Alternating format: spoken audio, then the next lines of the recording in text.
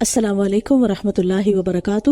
تمام قسم کی حمد اللہ کے لیے ہے جو کریم ہے اور قدرت رکھنے والا ہے، عظمت والا اور غالب ہے، جس نے پیدا کیا اور اندازہ مقرر کیا اور شریعت مقرر کی اور اس کو آسان بنایا۔ پس جو اللہ نے تقدیر مقرر کی اور جس کا تقدیر میں فیصلہ کیا وہ سارا اسی کی طرف لوٹ کر جانے والا ہے۔ اس کے سوا کوئی معبود برحق نہیں، وہ اکیلا ہے، اس کا کوئی شریک نہیں ہے اور اس کا کوئی ہمسر نہیں اور کوئی اس کا مدد کرنے والا نہیں۔ 25واں پارہ۔ الیہ یرد علم الساعہ وما تخرج من ثمرات من اکمامها وما تحمل من انثى ولا تدع الا بعلمه ويوم يناديهم أين شركائي قالوا آذناك ما منا من شہید۔ قیامت کا علم اسی کی طرف لوٹایا جاتا ہے اور پھلوں میں سے جو اپنے شگوفوں میں سے نکلتا ہے اور جو مادہ حاملہ ہوتی ہے اور جو بچہ وہ جنم دیتی ہے وہ اس کے علم میں ہوتا ہے۔ اور جس دن وہ انہیں پکار کر کہے گا میرے شریک کہاں ہیں، وہ کہیں گے ہم آپ سے عرض کر چکے کہ ہم میں سے کوئی اس کا گواہ نہیں۔ قیامت کے واقع ہونے کا علم صرف اللہ تعالیٰ کو ہے، اس کے علاوہ کسی کو بھی نہیں پتا کہ وہ کس دن آئے گی۔ ہاں یہ ہمیں معلوم ہے کہ جمعے کے دن آئے گی، اس لیے جمعے کے دن تمام مخلوقات سہمی ہوئی ہوتی ہیں۔ حضرت جبریل علیہ السلام نے نبی صلی اللہ علیہ وسلم سے قیامت کے واقع ہونے کے بارے میں پوچھا تھا تو آپ نے فرمایا تھا کہ اس کے بارے میں مجھے بھی اتنا ہی علم ہے جتنا آپ کو ہے، میں آپ سے زیادہ نہیں جانتا۔ قرآن مجید میں بھی آتا ہے الی ربک منتہاہا، کہ وہ رب پر ہی جا کر بس ہوتا ہے، اور یہ اللہ تعالیٰ کے علم کی وسعت اور علم کے معاملے میں اللہ تعالیٰ کا کوئی شریک نہیں، اس پر بھی دلیل ہے، یعنی اس کی صفت علم میں کوئی اس کا شریک نہیں۔ اس طرح کا کامل علم کسی کو بھی حاصل نہیں، حتیٰ کہ انبیاء علیہ السلام کو بھی نہیں۔ انبیاء کو بھی صرف اتنا ہی علم ہوتا ہے جتنا اللہ تعالیٰ انہیں وحی کے ذریعے بتا دیتے ہیں۔ اسی طرح مقرب سے مقرب بندوں کو بھی غیب کا علم نہیں ہوتا۔ وَضَلَّ عَنْهُمْ مَا كَانُوا يَدْعُونَ مِن قَبْلِ وَظَنُّوا مَا لَهُم مِّن مَّحِيصٍ، اور جن کو وہ اس سے پہلے مدد کے لیے پکارا کرتے تھے وہ ان سے گم ہو جائیں گے اور وہ سمجھ جائیں گے کہ ان کے لیے کوئی بھی جائے پناہ نہیں، یعنی قیامت کے دن ان کے مددگاروں کا کوئی بھی فائدہ نہیں ہوگا، وہ سب کہیں غائب ہوں گے۔ اور یہاں گمان جو ہے یقین کے معنوں میں ہے، یعنی قیامت کے دن وہ لوگ یقین کرنے پر مجبور ہوں گے کہ اب انہیں اللہ کے عذاب سے بچانے والا کوئی بھی نہیں۔ لا يسأم الانسان من دعاء الخیر وإن مسه الشر فیئوس قنوط، انسان بلائی کی دعا مانگنے سے نہیں تھکتا اور اگر اسے کوئی تکلیف پہنچ جائے تو نہایت مایوس، بہت نا امید ہو جاتا ہے۔ یعنی اکثر لوگوں کا حال یہ ہے کہ وہ دنیا کی نعمتیں مانگتے رہتے ہیں اور مانگتے ہی چلے جاتے ہیں اور تھکتے نہیں، اور یہ غالب اکثریت کا حال ہے۔ لیکن اگر کوئی چیز ان کی مرضی کے مطابق نہیں ہوتی، کوئی دعا قبول نہیں ہوتی، تو پھر وہ مایوسی میں چلے جاتے ہیں۔ لیکن اللہ کے مخلص بندے مایوسی ان کے قریب بھی نہیں آتی، وہ ہمیشہ اللہ تعالیٰ سے اچھی امید رکھتے ہیں، وہ اللہ کے فضل کا سوال کرتے رہتے ہیں۔ ابو ہریرہ رضی اللہ عنہ کہتے ہیں کہ نبی صلی اللہ علیہ وسلم نے فرمایا جب تک آدمی کسی گناہ یا قطع رحمی اور قبولیت میں جلدی نہ کرے اس وقت تک بندے کی دعا قبول کی جاتی رہتی ہے۔ عرض کیا گیا اللہ کے رسول جلدی کیا ہے؟ آپ نے فرمایا وہ کہے کہ میں نے دعا مانگی تھی اور یقیناً میں نے دعا مانگی تھی لیکن مجھے نہیں معلوم کہ میری دعا قبول ہوئی، پھر وہ اس مرحلے میں مایوس ہو کر تھک جاتا ہے اور دعا مانگنا چھوڑ دیتا ہے۔ تو دعا مانگنا چھوڑنا جو ہے یہی دراصل مایوسی کی علامت ہے۔ وَلَئِنْ أَذَقْنَاهُ رَحْمَةً مِنَّا مِن بَعْدِ ضَرَّاءَ مَسَّتْهُ، اور اگر ہم اس تکلیف کے بعد جو اسے پہنچی تھی اپنی طرف سے رحمت کا مزہ چکھائیں تو وہ ضرور کہے گا یہ تو میرے ہی لیے ہے اور میں نہیں سمجھتا کہ قیامت قائم ہوگی، اور اگر میں اپنے رب کی طرف لوٹایا بھی جاؤں تو بے شک میرے لیے اس کے پاس یقیناً بھلائی ہی ہوگی۔ پس ہم ان لوگوں کو جنہوں نے کفر کیا ضرور خبر دیں گے اس کی جو انہوں نے عمل کیے، اور یقیناً ہم ضرور انہیں سخت عذاب کا مزہ چکھائیں گے۔ یہاں ایک بات سمجھنی چاہیے اور وہ یہ کہ یہ ضروری نہیں کہ دنیا کی نعمتوں کی فراوانی اللہ کی محبت کی علامت ہو، کیونکہ تکلیف کے بعد جب اللہ تعالیٰ کی کوئی رحمت آتی ہے تو انسان کہتا ہے کہ میرے وارے نیارے ہو گئے اور رب مجھ سے راضی ہے، انسان عام طور پر یہ سمجھ لیتا ہے۔ لیکن یہ ہے کہ کبھی بھی کوئی دنیا کی نعمت ملے تو یہ مت سوچے کہ یہ اس لیے مجھے ملی ہے کہ اللہ تعالیٰ مجھ سے خوش ہے، میں اللہ کا محبوب ہوں، اس لیے وہ مجھے اپنی ساری نعمتیں دے رہا ہے۔ دنیا میں کمی بیشی اس کی محبت اور ناراضگی کی علامت نہیں ہے، بلکہ اللہ تعالیٰ صرف آزمائش کے لیے ایسا کرتا ہے، کبھی دے کر آزماتا ہے اور کبھی لے کر آزماتا ہے۔ دے کر آزماتا کس بات سے ہے کہ کون شکر گزار ہے، اور لے کر کون صبر کرنے والا ہے۔ وَإِذَا أَنْعَمْنَا عَلَى الْإِنسَانِ أَعْرَضَ وَنَأَىٰ بِجَانِبِهِ، اور جب ہم انسان پر احسان کرتے ہیں تو وہ اعراض کرتا ہے، منہ موڑ لیتا ہے اور اپنا پہلو پھیر لیتا ہے، اور جب اسے کوئی تکلیف پہنچتی ہے تو وہ لمبی چوڑی دعائیں کرنے لگتا ہے۔ یعنی منہ پھیر لیتا ہے کا مطلب یہ ہے کہ حق کی اطاعت سے اپنا پہلو بچا لیتے، یعنی پھر اطاعت چھوڑ دیتا ہے اور تکبر کا اظہار بھی کرتا ہے۔ یعنی ایسا شخص شدت میں تو اللہ کو یاد کرتا ہے لیکن خوشحالی میں بھول جاتا ہے۔ قُلْ أَرَأَيْتُمْ إِنْ كَانَ مِنْ عِنْدِ اللَّهِ ثُمَّ كَفَرْتُمْ بِهِ، کہہ دیجئے کیا تم نے غور کیا کہ اگر یہ قرآن اللہ کی طرف سے ہو پھر تم نے اس کا انکار کیا تو اس سے بڑھ کر بھٹکا ہوا کون ہو سکتا ہے جو حق کی مخالفت میں دور چلا جائے۔ شقاق کا مطلب کیا ہے؟ ضد، اناد، مخالفت، اور جب شقاق بعید ہو تو اس کا مطلب اور بھی زیادہ ضد، یعنی بہت زیادہ مخالفت اور اناد سے کام لیتا ہے، یعنی قرآن کی بھی تکذیب کر دیتا ہے اور اللہ کی طرف سے آئے ہوئے احکامات کی، تو اس شخص سے بڑھ کر گمراہ اور بدبخت کون ہو سکتا ہے۔ ان قریب ہم آفاق میں اور ان کے نفسوں میں انہیں اپنی نشانیاں دکھائیں گے، یہاں تک کہ ان کے لیے واضح ہو جائے گا کہ بے شک یہ قرآن حق ہے۔ کیا بھلا آپ کا رب کافی نہیں کہ بے شک وہ ہر چیز پر خوب گواہ ہے؟ یعنی نشانیاں دکھانے کا مقصد کیا ہے؟ کہ پتہ چلے کہ اللہ سبحانہ وتعالیٰ حق ہے، قرآن حق ہے، اور اللہ سبحانہ وتعالیٰ ہر چیز پر خود گواہ ہے۔ خبردار، بے شک وہ اپنے رب کی ملاقات کے بارے میں شک میں ہے۔ خبردار، بے شک وہ ہر چیز کا احاطہ کیے ہوئے ہے۔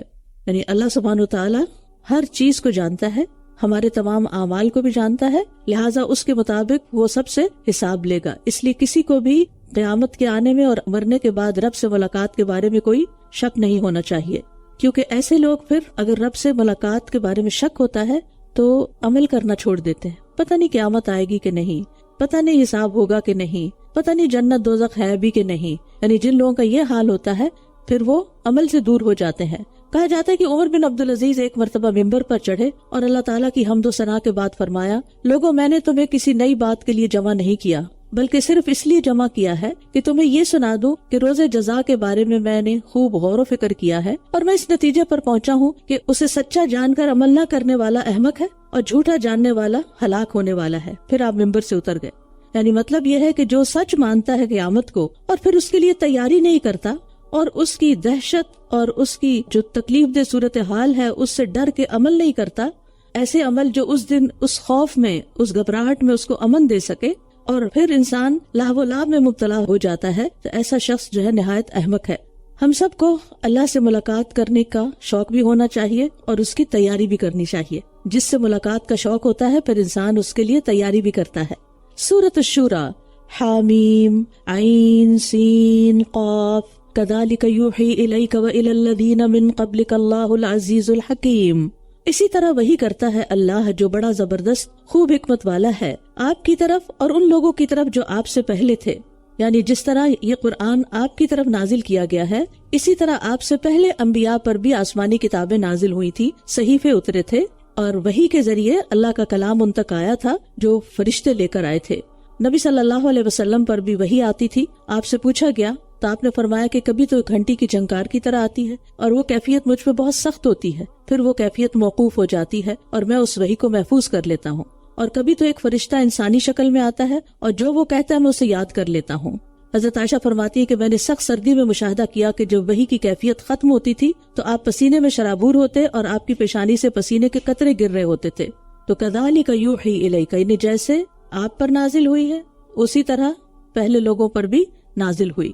لہو ما فی السماوات وما فی الارض وہو العلی العظیم، آسمانوں اور زمین میں جو کچھ ہے سب اسی کا ہے اور وہ بہت بلند مرتبہ بڑی عظمت والا ہے۔ العلی العظیم، تکاد السماوات یتفطرن من فوقہن والملائکۃ یسبحون بحمد ربہم ویستغفرون لمن فی الارض الا ان اللہ هو الغفور الرحیم۔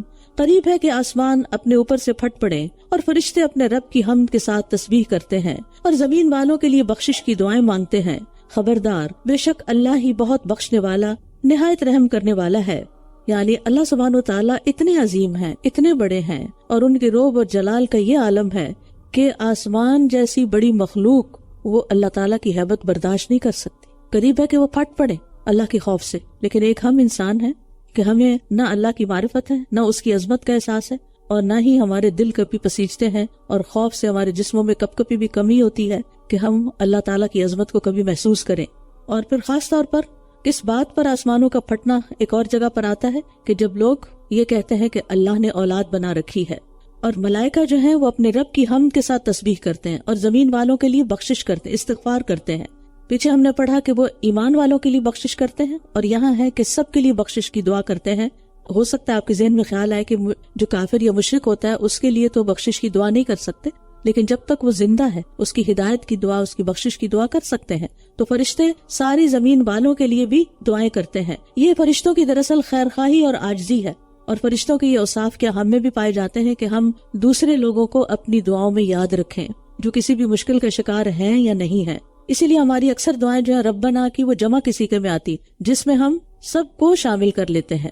جیسے ربنا آتنا فی الدنیا، یہ صرف ہم اپنے لیے نہیں مانگ رہے ہوتے، باقی مومنوں کے لیے بھی مانگ رہے ہوتے ہیں، اپنے گھر والوں کے لیے بھی مانگ رہے ہوتے ہیں، اور اس کی نیت بھی کر لیا کیجیے۔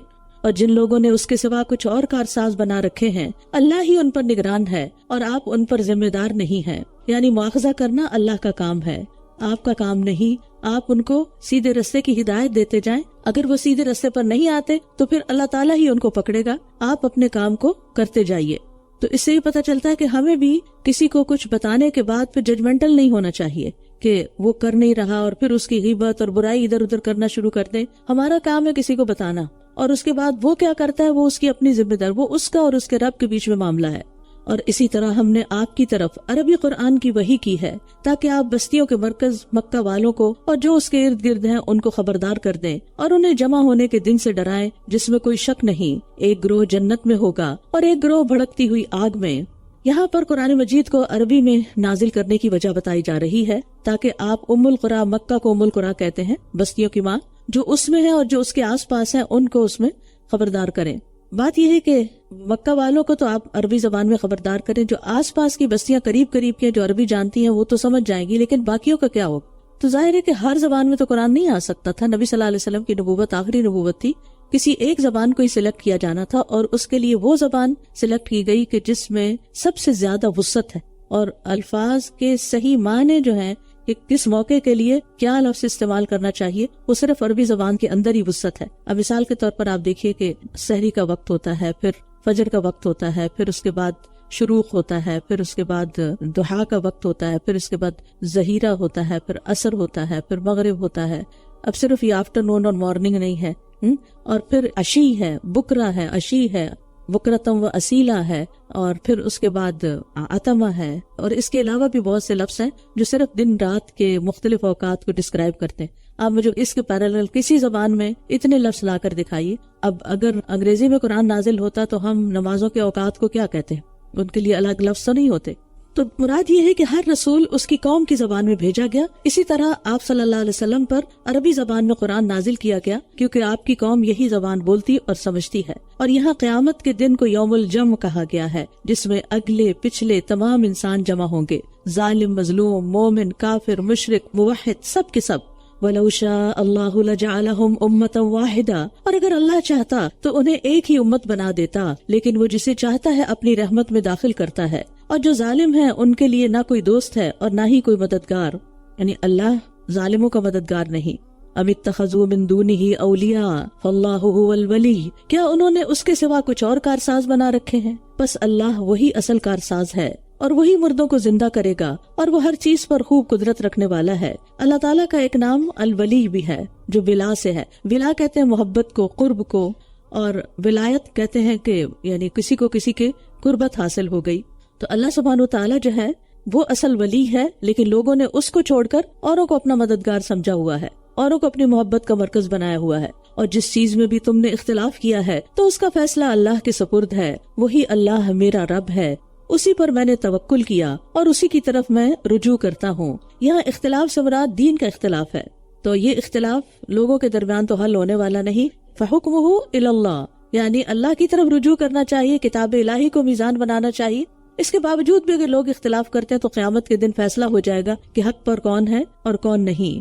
فاطر السماوات والارض جعل لکم من انفسکم ازواجا، وہ آسمانوں اور زمین کا پیدا کرنے والا ہے، اسی نے تمہارے لیے تمہاری جنس سے جوڑے بنائے اور مویشیوں میں سے بھی جوڑے بنائے، وہ تمہیں اس زمین میں پھیلا رہا ہے، اس کی مانند کوئی چیز نہیں، اور وہ خوب سننے والا، خوب دیکھنے والا ہے۔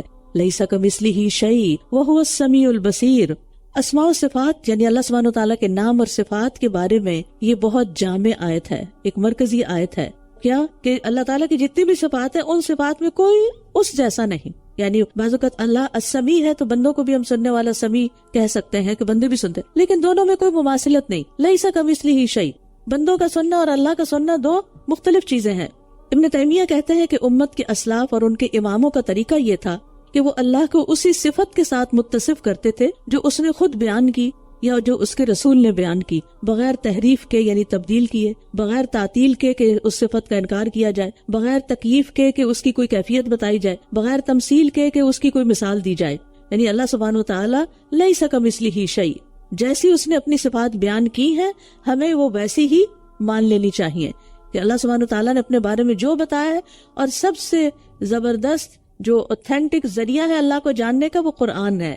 یعنی ہم صرف اپنے گمان اور امیجنیشن اور خیال اور اپنی سوچوں کے مطابق اللہ تعالیٰ کو نہیں پہچانے، بلکہ جو اس نے خود قرآن میں یا نبی صلی اللہ علیہ وسلم نے سنت میں بتایا ہے اسی کے مطابق اس کو جانے. ان اسماء و صفات میں ہم خوب خوب غور کریں. لہو مقالید السماوات والارض، آسمانوں اور زمین کی کنجیاں اسی کے پاس ہیں. وہ جس کے لیے چاہتا ہے رزق کشادہ کر دیتا ہے اور تنگ کر دیتا ہے. بے شک وہ ہر چیز کو خوب جاننے والا ہے. اس لیے ہمیں رزق کی تقسیم پر راضی رہنا چاہیے، کیونکہ یہ تقسیم اللہ کی ہے. کم ہونے پہ ناراض نہیں ہونا چاہیے اور زیادہ ہونے پر بگڑنا نہیں چاہیے، کیونکہ وہ بھی اللہ ہی کی دین ہے.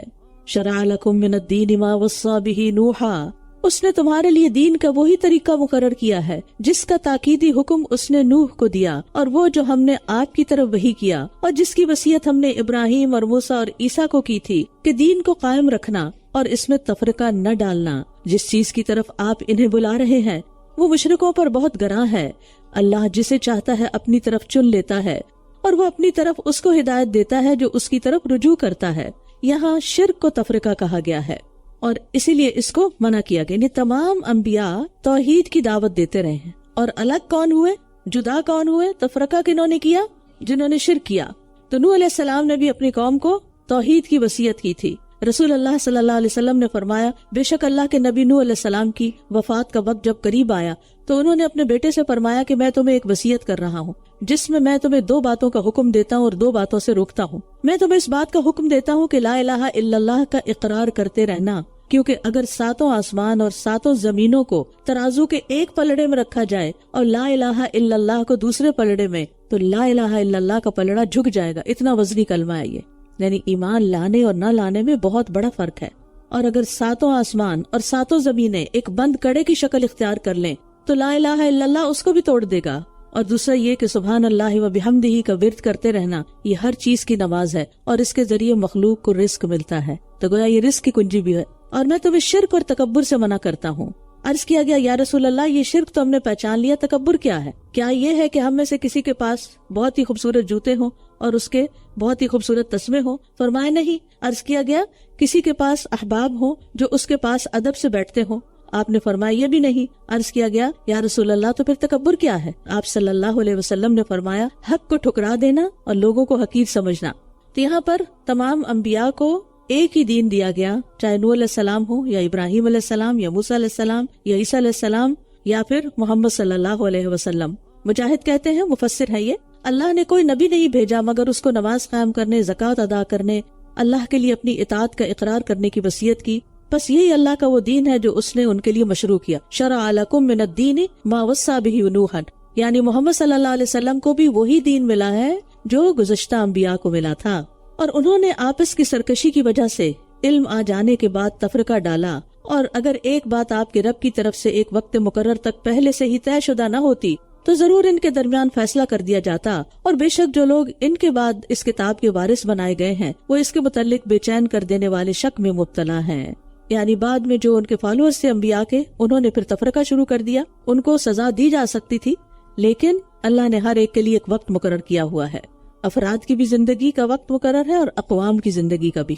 اگر کوئی قوم اجتماعی طور پر کسی گناہ کا شکار ہوتی ہے تو اس کی پکڑ کا بھی ایک وقت مقرر ہوتا ہے.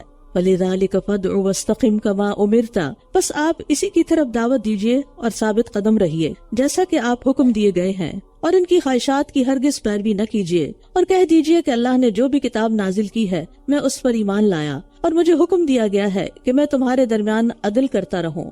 اللہ ہی ہمارا رب ہے اور تمہارا رب بھی. ہمارے لیے ہمارے اعمال ہیں اور تمہارے لیے تمہارے اعمال.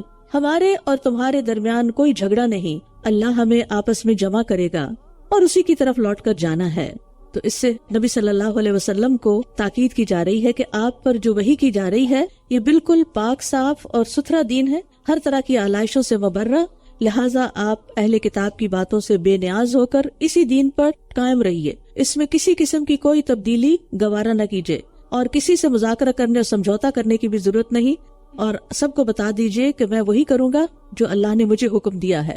اور جو لوگ اللہ کے بارے میں جھگڑا کرتے ہیں اس کے بعد کہ اس کی دعوت کو قبول کر لیا گیا، ان کی حجت ان کے رب کے نزدیک زائل ہونے والی ہے اور ان پر اللہ کا غضب ہے اور ان کے لیے سخت عذاب ہے۔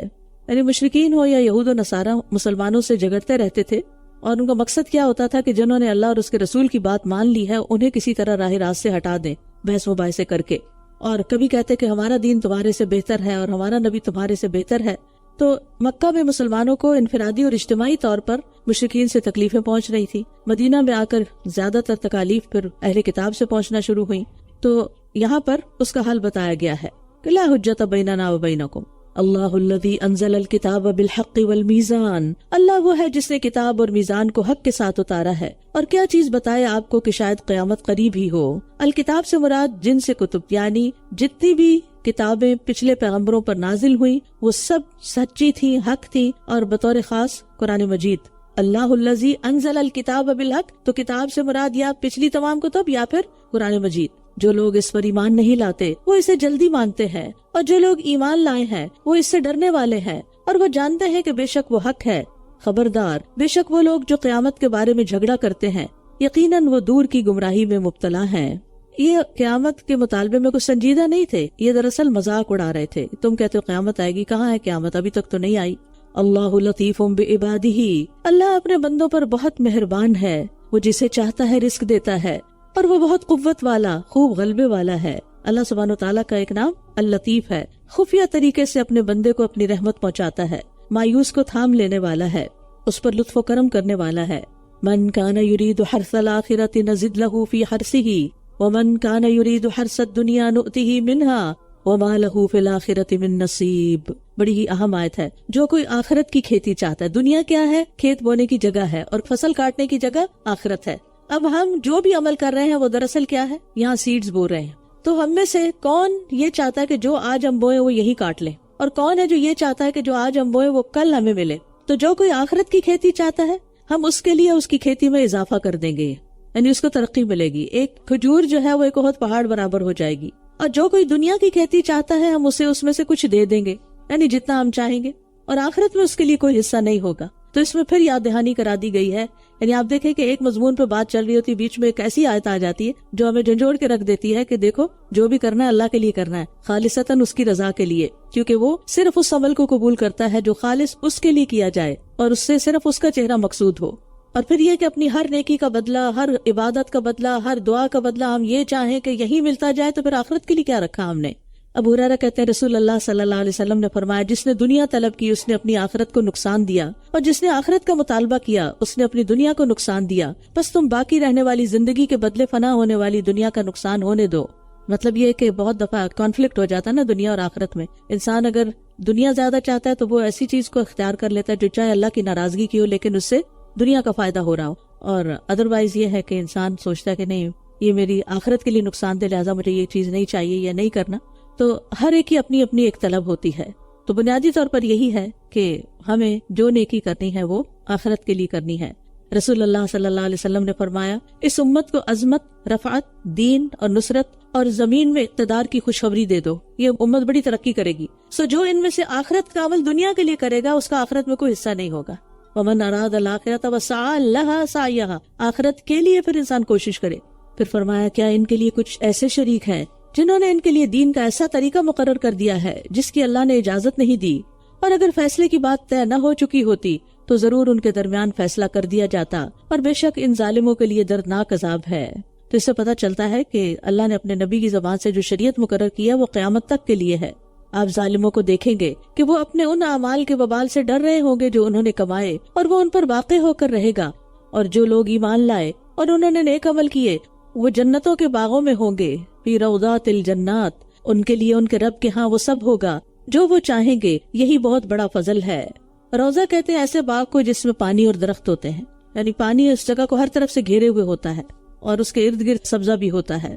نبی صلی اللہ علیہ وسلم کے ممبر اور قبر کا درمیانی حصہ بھی روضۃ من ریاض الجنہ کہلاتا ہے۔ یہ جنت کے باغوں میں سے ایک باغ ہے۔ آپ سوچتے ہیں کہ وہاں تو ہم پہنچ نہیں سکتے، تو پھر کیا کریں؟ تو رسول اللہ صلی اللہ علیہ وسلم نے فرمایا جب تم لوگ جنت کے باغوں کے پاس سے گزرو تو کچھ کھا پی لیا کرو۔ کسی نے پوچھا جنت کے باغوں سے کیا مراد ہے؟ آپ نے فرمایا مجالس ذکر، جہاں اللہ کا ذکر ہوتا ہے وہ مجلس ہے بھی جنت کا باغ۔ اور یہی وجہ ہے کہ جب ہم ایک دفعہ ایسی کسی مجلس میں جاتے ہیں تو خوش ہو کر ہی نکلتے ہیں، یعنی دل ہلکا ہو چکا ہوتا ہے۔ یہی وہ خوشخبری ہے جو اللہ اپنے ان بندوں کو دیتا ہے جو ایمان لائے اور انہوں نے نیک عمل کیے۔ کہہ دیجئے میں تم سے اس پر کوئی اجرت نہیں مانگتا سوائے قرابت داری کی محبت کے، اور جو کوئی نیکی کمائے گا ہم اس کے لیے اس میں خوبی کا اضافہ کر دیں گے، بے شک اللہ بہت بخشنے والا خوب قدردان ہے۔ مطلب یہ ہے کہ میں تم سے اس کام پر کوئی اجر نہیں چاہتا، مگر یہ ضرور چاہتا ہوں کہ تم لوگ یعنی قریش کم از کم اس رشتہ داری کا تو لحاظ کرو جو میرے اور تمہارے درمیان ہے۔ اتنی زیادہ مخالفت پہ کیوں تو لائے ہو؟ چاہیے تھا کہ سب سے پہلے تم میری بات مانتے، لیکن اگر تمہیں نہیں ماننا تو یہ ظلم تو نہ کرو کہ سارے عرب سے بڑھ کر تم ہی میرے دشمن بن جاؤ۔ اور یہ بات بھی بڑی خوبصورت ہے، اور جو کوئی نیکی کمائے گا ہم اس کے لیے اس میں خوبی کا اضافہ کر دیں، یعنی اس کو اور بڑھا دیں گے، کیونکہ اللہ تعالیٰ بڑا ہی قدردان ہے، چھوٹے سے عمل کا بہت بڑا بدلہ دیتا ہے۔ کیا یہ کہتے ہیں کہ اس نے اللہ پر جھوٹ گھڑ لیا ہے؟ بس اگر اللہ چاہتا تو آپ کے دل پر مہر لگا دیتا، اور اللہ باطل کو مٹاتا ہے اور وہ اپنے کلمات سے حق کو حق کر دکھاتا ہے، بے شک وہ سینوں کے بھید خوب جانتا ہے۔ بات یہ کہ اللہ کی طرف جھوٹ منسوب کرنا کو معمولی کام نہیں، اللہ پر وہی جھوٹ بول سکتا ہے جس کے دل پہ مہر لگی ہوئی ہو، جس کا دل سخت ہو۔ اور اسی طرح نبی صلی اللہ علیہ وسلم پر جو جھوٹا الزام لگائے ان کے لیے بھی وعید ہے، کیونکہ افترا علی اللہ کذبا، یعنی وہ کہتے تھے کہ آپ نبی نہیں ہیں، آپ جھوٹ کہتے ہیں۔ تو اس میں دو باتیں آ گئی نا، ایک تو یہ کہ انہوں نے اللہ پہ جھوٹ باندھا کہ اللہ نے مجھے نبی بنایا، اور دوسرا یہ ہے کہ نبی صلی اللہ علیہ وسلم جو ہے وہ صادق اور امین نہیں۔ وَهُوَ الَّذِي يَقْبَلُ التَّوْبَةَ عَنْ عِبَادِهِ وَيَعْفُو عَنِ السَّيِّئَاتِ وَيَعْلَمُ مَا تَفْعَلُونَ، اور وہی ہے جو اپنے بندوں کی توبہ قبول کرتا ہے اور برائیوں سے درگزر کرتا ہے، اور وہ جانتا ہے جو تم کرتے ہو۔ توبہ کا مطلب ہوتا ہے واپس لوٹ آنا، پلٹ آنا۔ توبہ کی 5 شرائط ہیں۔ نمبر 1 اخلاص، صرف اللہ کے ڈر سے توبہ کی جائے کسی بھی گناہ سے، لوگوں کے ڈر سے نہیں۔ نمبر 2 گناہ پر شرمندگی ہو، ندامت ہو۔ نمبر 3 گناہ سے کنارہ کشی ہو، اس راستے کو ہی چھوڑ دے۔ نمبر 4 آئندہ نہ کرنے کا ارادہ ہو۔ نمبر 5 توبہ کا دروازہ بند ہونے سے پہلے توبہ کر لی جائے۔ اور حقوق العباد سے متعلق ایک زائد شرط بھی ہے کہ جس کے حق میں کمی کی ہے اس کے حق کو پورا کر کے بری ذمہ ہو جائے انسان۔ وَيَسْتَجِيبُ الَّذِينَ آمَنُوا وَعَمِلُوا الصَّالِحَاتِ، اور وہ ان لوگوں کی دعا قبول کرتا ہے جو ایمان لائے اور انہوں نے نیک عمل کیے، اور انہیں اپنے فضل سے مزید عطا کرتا ہے، اور جو کافر ہیں ان کے لیے شدید عذاب ہے۔ یہ بڑی خوشخبری والی آیت ہے کہ اللہ اپنے بندوں کی دعائیں قبول کرتا ہے، ان کی خواہشیں پوری کرتا ہے، ان کی آرزوؤں کی تکمیل کرتا ہے، بشرطے کہ دعا کے آداب و شرائط کا بھی لحاظ رکھا جائے۔ اور خاص طور پر جب کوئی توبہ استغفار کرتا ہے تو اللہ سبحانہ وتعالیٰ اسے خوشی سے قبول کرتا ہے۔ حدیث میں آتا ہے اللہ اپنے بندے کی توبہ سے اس شخص سے زیادہ خوش ہوتا ہے جس کی سواری کھانے پینے کے سامان کے ہمراہ صحرا بیابان میں گم ہو جائے اور وہ نا امید ہو کر کسی درخت کے نیچے لیٹ جائے کہ اچانک اسے اپنی سواری مل جائے اور فرط مسرت میں اس کے منہ سے نکل جائے اے اللہ تو میرا بندہ اور میں تیرا رب، یعنی خوشی کی شدت میں غلطی کر جائے۔ اس لیے گناہ کیسے بھی ہوں، کتنے بھی ہوں، کبھی اللہ کی رحمت سے مایوس نہ ہو، بس چھوڑ دیں اور واپس اللہ کی طرف لوٹ آئیں، اللہ سے دور نہ جائیں، اللہ کا قرب چاہیں۔ وَلَوْ بَسَطَ اللَّهُ الرِّزْقَ لِعِبَادِهِ لَبَغَوْا فِي الْأَرْضِ، اور اگر اللہ اپنے بندوں کے لیے رزق کو فراخ کر دیتا تو یقیناً وہ زمین میں سرکشی برپا کر دیتے، لیکن وہ ایک اندازے کے ساتھ جتنا چاہتا ہے اتارتا ہے، بے شک وہ اپنے بندوں سے خوب باخبر ہے، خوب دیکھنے والا ہے۔ یعنی ہم بعض اوقات پڑھتے ہیں نا کہ زمین و آسمان کے خزانے اللہ کے پاس ہیں، تو پھر کبھی دل میں خیال آتا ہے پھر غریب لوگوں کو اللہ تعالیٰ اپنے خزانے سے کیوں نہیں دے دیتا؟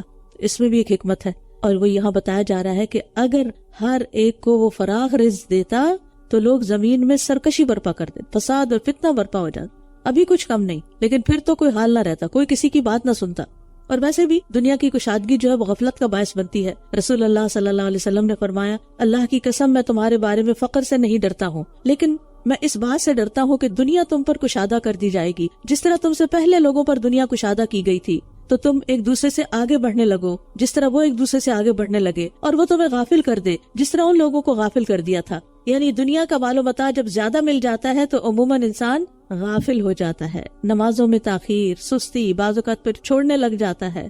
جب اس کے بہت زیادہ میل ملاپ اور دنیا کی رونقیں اور دنیا کے میلے ٹھیلوں میں زیادہ جانے لگتا ہے تو پھر آخرت کے بارے میں غافل ہو جاتا ہے. اور وہی ہے جو ان کے مایوس ہونے کے بعد بارش برساتا ہے اور اپنی رحمت کو پھیلا دیتا ہے, اور وہی مددگار بہت تعریف والا ہے.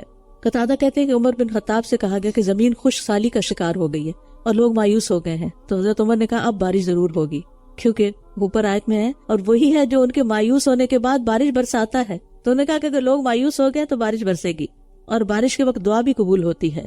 اور اس کی نشانیوں میں سے آسمانوں اور زمین کی پیدائش ہے, اور اس نے ان دونوں میں جو بھی جاندار ہے پھیلا دیے ہیں, اور وہ جب چاہے ان کے جمع کرنے پر بھی خوب قادر ہے. اللہ تعالیٰ تمام انس و جن اور جانداروں اور حیوانات کو قیامت کے دن ایک ہی میدان میں جمع فرمائے گا. پھر انسان کا تو حساب ہو کہ جنت یا جہنم ہوگی, اور باقی جانوروں کا آپس میں بدلے چکا دیے جائیں گے, اور تو انہوں نے کیا گناہ کرنے. پھر ان کے بعد ان کو مٹی کر دیا جائے گا, ختم کر دیا جائے گا. اس وقت کافر کہے گا یا لیتنی کنت ترابا, کاش میں بھی مٹی ہوتا. وما اصابکم من مصیبت فبما کسبت ایدیکم ویعفو عن کثیر, اور جو مصیبت بھی تمہیں پہنچتی ہے تو وہ تمہارے اپنے ہاتھوں کی کمائی کی وجہ سے ہے, تمہارا اپنا ہی کوئی قصور ہوتا ہے, اور بہت سی چیزوں سے تو وہ درگزر فرما دیتا ہے. اکرمہ کہتے ہیں کہ بندے کو جو بھی چھوٹی سے چھوٹی یا بڑی مصیبت پہنچتی ہے وہ اس کے گناہ کی وجہ سے پہنچتی ہے, اور اس کے ذریعے اللہ تعالیٰ بندے کے اس گناہ کو معاف کر دیتا ہے, یا اس پہنچنے والی مصیبت کی وجہ سے اللہ بندے کو کسی درجے تک پہنچا دیتا ہے. یعنی جب کوئی تکلیف آتی ہے تو وہ آپ کے درجات کی بلندی کا باعث بنتی ہے. حسن بصری کہتے ہیں کہ اللہ کی بارگاہ میں جب بندوں کا مقام گر گیا تو انہوں نے اللہ کی نافرمانی کی, اور اگر وہ اللہ کی بارگاہ میں معزز ہوتے تو اللہ ان کو نافرمانیوں سے بچا لیتا. پھر گناہوں کی سزا میں سے ایک یہ بھی ہے قرآن کا بھولنا.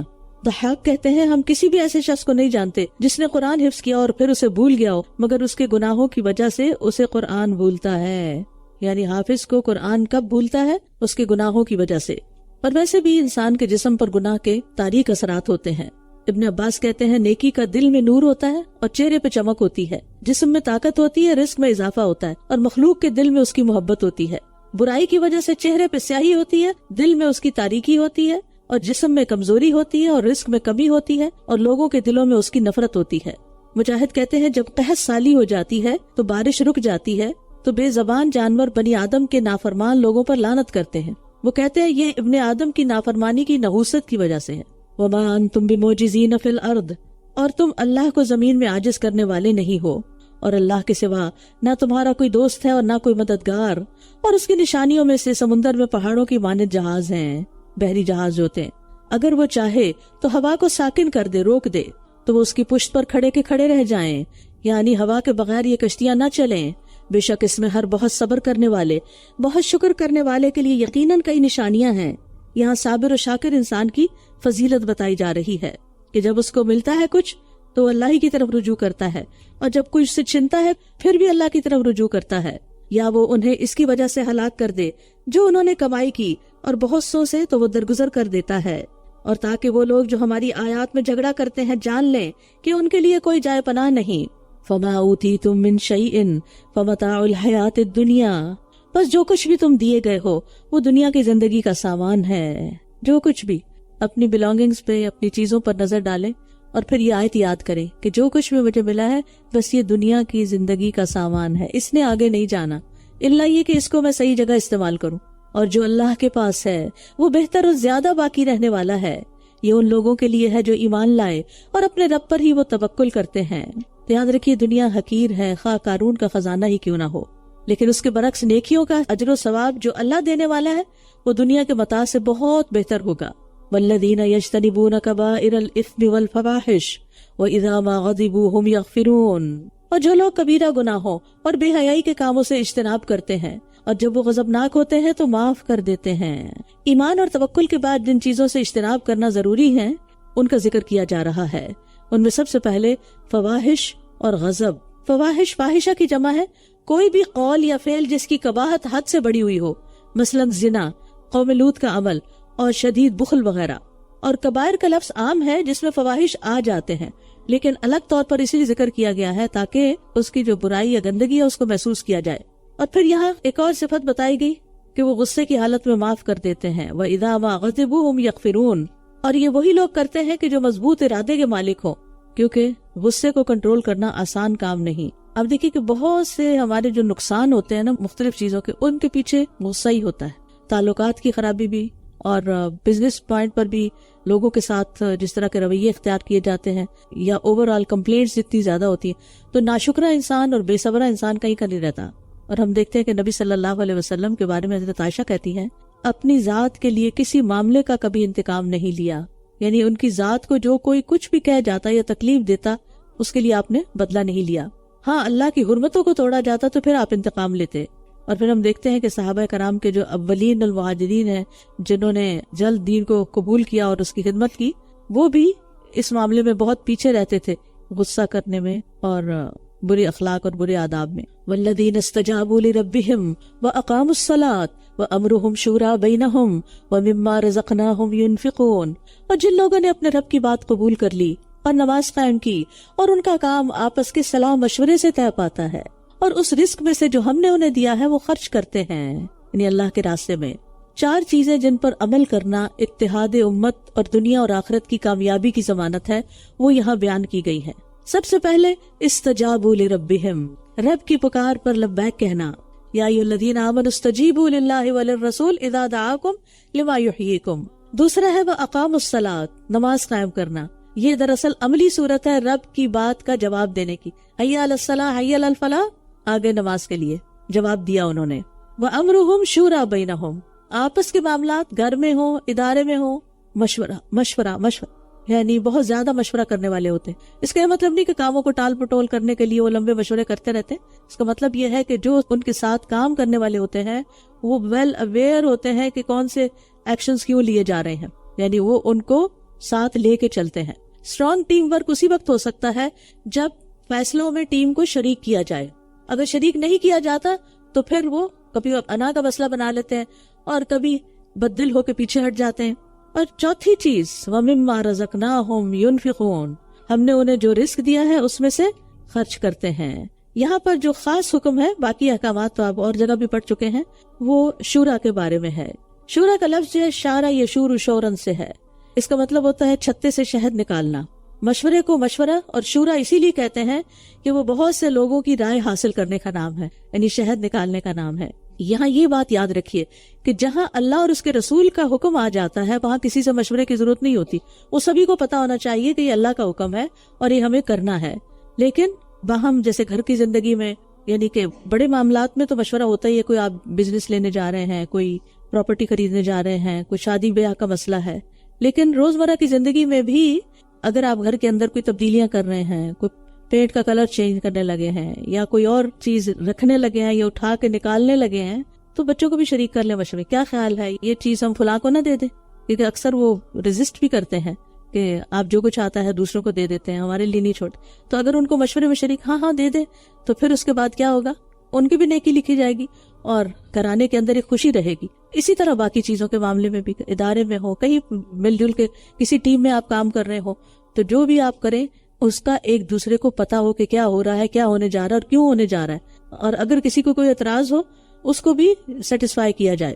اور وہ لوگ کہ جب ان پر کوئی زیادتی ہو تو وہ بدلہ لیتے ہیں، اور برائی کا بدلہ اسی طرح کی برائی ہے، یعنی بدلہ بس اتنا ہی لیا جائے گا جتنا کسی کے ساتھ زیادتی ہوئی. پھر جو کوئی معاف کر دے، یعنی اگرچہ بدلہ لیتے ہیں لیکن جو کوئی معاف کر دے اور صلح کر لے تو اس کا اجر اللہ کے ذمہ ہے. بے شک وہ ظالموں سے محبت نہیں کرتا. ابن کثیر کہتے ہیں کہ ان میں اس شخص سے انتقام لینے کی قوت ہوتی ہے جو ان پر ظلم اور زیادتی کرے. نہ وہ عاجز ہوتے ہیں نہ ذلیل ہوتے ہیں، بلکہ جو سرکشی کرے اس سے انتقام کی قدرت رکھتے ہیں. اس کے باوجود جب وہ مد مقابل پر قابو پا لیتے ہیں تو اس کو معاف کر دیتے ہیں. ہم دیکھتے ہیں کہ یوسف علیہ السلام نے اپنے بھائیوں کو معاف کر دیا تھا. لا تثریب علیکم اليوم یغفر اللہ لکم. اب وہ پوری طرح ان کے کنٹرول میں تھے. خود نبی صلی اللہ علیہ وسلم کو آپ دیکھیں، جس عورت نے آپ کو زہر ملایا ہوا کھانا پیش کیا، بکری بنی ہوئی دی، آپ نے اس کے خلاف کوئی ایکشن نہیں لیا. پروف ہو گیا تھا کہ اسی نے یہ ظلم کیا ہے. لبید بن عاصم جس نے آپ پہ جادو کیا تھا، اس کو آپ نے کچھ نہیں کہا، اس کو چھوڑ دیا، معاف کر دیا. آپ چاہتے تو اس کو پکڑ سکتے تھے. اسی طرح وہ اعرابی جس نے آپ کو قتل کرنے کا ارادہ کیا تھا، پھر تلوار ہاتھ سے چھوٹ گئی اور پھر آپ نے پکڑ لی. اب آپ اس پہ پوری طرح قابو رکھتے تھے لیکن آپ نے اس کو معاف کر دیا. ایک نہیں بے شمار واقعات ایسے ہیں سیرت کے اندر کہ جس میں معافی کا سبق ملتا ہے، لیکن ہم لوگ معاف نہیں کرتے. چھوٹی چھوٹی باتوں کو دل میں رکھ کے بیٹھ جاتے ہیں، دل صاف نہیں کرتے. اور کہتے ہیں کہ یہ تو بڑا مشکل ہے، معاف نہیں کروں گی. اپنے بچوں کے لیے کہتے ہیں اس کو تو دودھ معاف نہیں کروں گی. پتہ نہیں دودھ کے ساتھ معافی کا کیا تعلق ہے. تو ہمیں معاف کرنے کی عادت ڈالنی چاہیے، کیونکہ معاف کرنا اللہ تعالیٰ کو پسند ہے. اللہ تعالیٰ کا نام ہے عفو. اللہم انک عفو تحب العفو فاعف عنی. اللہ تو بہت معاف کرنے والا ہے، تو معاف کرنے سے محبت رکھتا ہے، تو مجھے بھی معاف کر دے. اور یہ آخری عشرہ آئے گا تو انشاءاللہ کثرت سے یہ دعا مانگی جائے گی. فضیل بن ایاز نے ایک مرتبہ کہا، جب کوئی شخص تمہارے پاس کسی شخص کی شکایت لے کر آئے تو اسے کہو میرے بھائی اسے معاف کر دو. یعنی کوئی آتا ہے آپ کے پاس کہ فلاں نے مجھ پہ بڑا ظلم کیا، تو آپ کیا کہیں؟ اسے معاف کر دو، کیونکہ اب تقوی سے زیادہ قریب ہے. وَأَن تَعْفُوا أَقْرَبُ لِلتَّقْوَىٰ. اور اگر وہ کہے میرا دل معاف کرنے کو برداشت نہیں کرتا، میں تو انتقام لے کے رہوں گا جیسے مجھے اللہ تعالیٰ نے حکم دیا ہے، تو اسے کہو اگر تم اچھے طریقے سے انتقام لے سکتے ہو تو ٹھیک ہے، ورنہ عفو کی طرف پلٹ آؤ. یہ بہت وسعت والا دروازہ ہے، کیونکہ جو معاف کر دے اور اصلاح کر لے اس کا اجر اللہ کے ذمہ ہے. یعنی آپ نے معاف کیا، اجر اللہ کے پاس محفوظ ہو گیا. یعنی کچھ نیکیاں ایسی ہوتی ہیں نا کہ جن میں ہاتھ پاؤں ہلانے پڑتے، اس میں تو صرف اپنی سوچ کو بدلنا ہوتا ہے نا. یہ تو دل کا فعل ہے نا، معاف کیا یا نہیں کیا. اگر کر دیا تو صرف اس سوچ کا اجر بھی محفوظ ہو جائے گا. فمن عفا واصلح فاجرہ علی اللہ وَلَمَنِ انتصر بعد ظلمہ فَأُولَئِكَ مَا عَلَيْهِمْ مِنْ سَبِيلٍ. اور جو کوئی اپنے اوپر ظلم ہونے کے بعد بدلہ لے لے تو یہی وہ لوگ ہیں جن پر کوئی الزام نہیں. یعنی مظلوم اپنے حق کے مطابق ظالم سے بدلہ لے سکتا ہے، اس پر کوئی ملامت نہیں ہے. یعنی اگر کوئی بدلہ لے رہا ہے تو آپ یہ نہیں کہہ سکتے کہ یہ تو بڑا ظلم اور زیادتی کی بات ہے. یعنی بدلہ لینے والے کو اچھا نہ سمجھا جائے، یہ نہیں ہونا چاہیے. اس نے بدلہ لیا، بس اتنا لیا جتنا اس کا حق تھا، تو ما علیہم من سبیل، ان کا کوئی معاوضہ نہیں. بے شک الزام تو ان پر ہے جو لوگوں پر ظلم کرتے ہیں. یعنی بعض اوقات مظلوم اتنا زیادہ بدلہ لے لیتا ہے کہ وہ خود ظالم کی صف میں شمار ہو جاتا ہے. بے شک الزام تو ان لوگوں پر ہے جو لوگوں پر ظلم کرتے ہیں اور زمین میں ناحق سرکشی کرتے ہیں. یہی لوگ ہیں جن کے لیے دردناک عذاب ہے. اور جس نے صبر سے کام لیا اور معاف کر دیا تو یقیناً یہ بڑی ہمت کے کاموں میں سے ہے. اللہ تعالیٰ کو پتا ہے نا کہ یہ بڑا مشکل کام ہے، ہمت والا کام ہے، لیکن ایسا کرنے سے آپ سٹرونگ ہو جاتے ہیں، آپ کا ایمان بھی بڑھ جاتا ہے. اور جسے اللہ بھٹکا دے تو اس کے بعد اس کا کوئی مددگار نہیں. اور آپ ظالموں کو دیکھیں گے کہ جب وہ عذاب کو دیکھ لیں گے تو کہیں گے کیا واپس لوٹنے کی کوئی سبیل ہے، کیا واپس جانے کا کوئی راستہ ہے. اور آپ انہیں دیکھیں گے کہ وہ اس عذاب پر پیش کیے جائیں گے، ذلت کے مارے جھکے ہوئے کنکھیوں سے دیکھ رہے ہوں گے. اور جو لوگ ایمان لائے تھے کہیں گے در حقیقت خسارہ پانے والے تو وہ ہیں جنہوں نے اپنے آپ کو اور اپنے گھر والوں کو قیامت کے دن خسارے میں ڈال دیا. خبردار، بے شک ظالم لوگ دائمی عذاب میں ہوں گے. یہ جو بات ہے نا، اپنے آپ کو اور اپنے گھر والوں کو خسارے میں ڈالا، کس طرح؟ یعنی خود بھٹکے اور ان کو بھی بھٹکایا، تو خود بھی جہنم میں گئے، وہ بھی گئے. اور گھر والوں کو خسارے میں ڈالے کا ایک مطلب یہ بھی ہے کہ اگر وہ ان کے ساتھ جہنم میں گئے تو آپس کی جدائی ہوگی، کوئی کسی کو نہیں پوچھے گا. اور اگر وہ جنت میں ہوئے گھر والے اور یہ جہنم میں ہوئے تو بھی رکاوٹ ہے بیچ میں. فائدہ بس ایک صورت میں ہے، قو انفسکم واہلیکم نارا. اپنے آپ کو بھی آگ سے بچاؤ اور اپنے گھر والوں کو بھی. اور ان کے کوئی مددگار نہ ہوں گے جو اللہ کے سوا ان کی مدد کر سکیں. اور جسے اللہ بھٹکا دے پھر اس کے لیے کوئی راستہ نہیں ہے. استجیبوا لربکم من قبل ان یأتی یوم لا مرد لہ من اللہ. اپنے رب کی بات قبول کر لو اس سے پہلے کہ اللہ کی طرف سے وہ دن آ جائے جس کا ٹلنا ممکن نہیں ہے. اس دن تمہارے لیے نہ کوئی جائے پناہ ہوگی اور نہ ہی تمہارے لیے کوئی انکار کی گنجائش ہوگی. پھر اگر یہ روگردانی کریں تو ہم نے آپ کو ان پر نگران بنا کر نہیں بھیجا. آپ کی ذمہ تو بس پیغام کا پہنچا دینا ہے. اور جب ہم انسان کو اپنی رحمت کا مزہ چکھاتے ہیں تو وہ اس پر خوش ہو جاتا ہے. اور اگر انہیں ان کے اپنے ہاتھوں کی کمائی کے سبب کوئی مصیبت پہنچتی ہے تو بے شک انسان سخت ناشکرا ہے. یعنی اللہ کی نعمتوں پر خوشی کا اظہار کرنا ناپسندیدہ نہیں، تکبر اور غرور برا ہے. اور دوسری بات یہ ہے کہ انسان جو ہے تھوڑی سی چیز اچھی دیکھتا ہے تو بھول جاتا ہے، آپے سے باہر ہو جاتا ہے، اپنے آپ کو سب کچھ سمجھنے لگتا ہے اور اللہ کو بھول جاتا ہے. تو اس کمظرفی سے بھی باہر نکلنے کی ضرورت ہے. آسمانوں اور زمین کی بادشاہت اللہ ہی کے لیے ہے. وہ جو چاہتا ہے پیدا کرتا ہے، جسے چاہتا ہے لڑکیاں عطا کرتا ہے اور جسے چاہتا ہے لڑکے عطا کرتا ہے، یا وہ انہیں لڑکے اور لڑکیاں ملا جلا کر دیتا ہے اور جسے چاہتا ہے بانجھ کر دیتا ہے. بے شک وہ خوب علم والا، خوب قدرت رکھنے والا ہے. اور کسی انسان کے لیے ممکن نہیں کہ اللہ اس سے کلام کرے مگر وحی کے ذریعے یا پردے کے پیچھے سے، یا یہ کہ وہ کوئی پیغمبر فرشتہ بھیجے تو اس کے اذن سے جو وہ چاہے وہی کر دے، یقیناً وہ بہت بلند خوب حکمت والا ہے۔ تو یہاں وحی الہی کی 3 صورتیں بتائی گئی ہیں، ایک یہ کہ دل میں کسی بات کا ڈال دینا، وحی اشارہ یا خواب میں بتا دینا، اور اس یقین کے ساتھ کہ یہ اللہ ہی کی طرف سے، دوسرے پردے کے پیچھے سے کلام کرنا جیسے موسیٰ علیہ السلام سے کیا، تیسرے فرشتے کے ذریعے اپنی وحی بھیجنا جیسے جبریل علیہ السلام اللہ کا پیغام لے کر آتے تھے اور پیغمبروں کو سناتے تھے، اور اسی طرح ہم نے آپ کی طرف اپنے حکم سے ایک روح کی وحی کی ہے۔ آپ نہ جانتے تھے کہ کتاب کیا ہے اور ایمان کیا ہے، لیکن ہم نے اسے ایک ایسا نور بنا دیا ہے جس کے ذریعے ہم اپنے بندوں میں سے جسے چاہتے ہیں ہدایت دیتے ہیں، اور بے شک آپ یقیناً سیدھے رستے کی طرف رہنمائی کرتے ہیں۔ تو یاد رکھیے یہاں روح سے مراد قرآن ہے، یعنی جس طرح آپ سے پہلے اور رسولوں پہ ہم نے وحی کی، اسی طرح ہم نے آپ پر قرآن کی وحی کی۔ قرآن کو روح کیوں کہا گیا؟ کیونکہ یہ دلوں کی زندگی ہے، اس میں انسانی زندگی کا راز ہے، یعنی جس طرح روح میں انسانی زندگی کا راز ہے، اسی طرح قرآن روحانی زندگی کا ذریعہ ہے، اور کتاب سے مراد یہاں قرآن ہی ہے۔ تو قرآن جو ہے یہ جہالت کی موت سے انسان کو زندگی بخشتا ہے، روح ڈل جاتی ہے نا انسان میں۔ مالک بن دینار کہا کرتے تھے، اے اہل قرآن، قرآن نے تمہارے دل میں کیا کاشت کیا ہے، یعنی قرآن پڑھ کے سن کے تمہارے دل میں کیا بویا گیا ہے، کیونکہ قرآن دلوں کا موسم بہار ہے، جیسے بارش زمین کی بہار ہے، یعنی بارش برستی ہے تو زمین کچھ نہ کچھ اگاتی ہے، ایسے ہی جب قرآن سنا جاتا ہے تو دل کے اندر کچھ اچھے خیالات اٹھتے ہیں، نیکی کے جذبات پیدا ہوتے ہیں، تو انسان سوچے کہ وہ کیا ہے، اس اللہ کے راستے کی طرف کہ جو کچھ آسمانوں اور زمین میں ہے اسی کا ہے، خبردار اللہ ہی کی طرف سب معاملات لوٹتے ہیں۔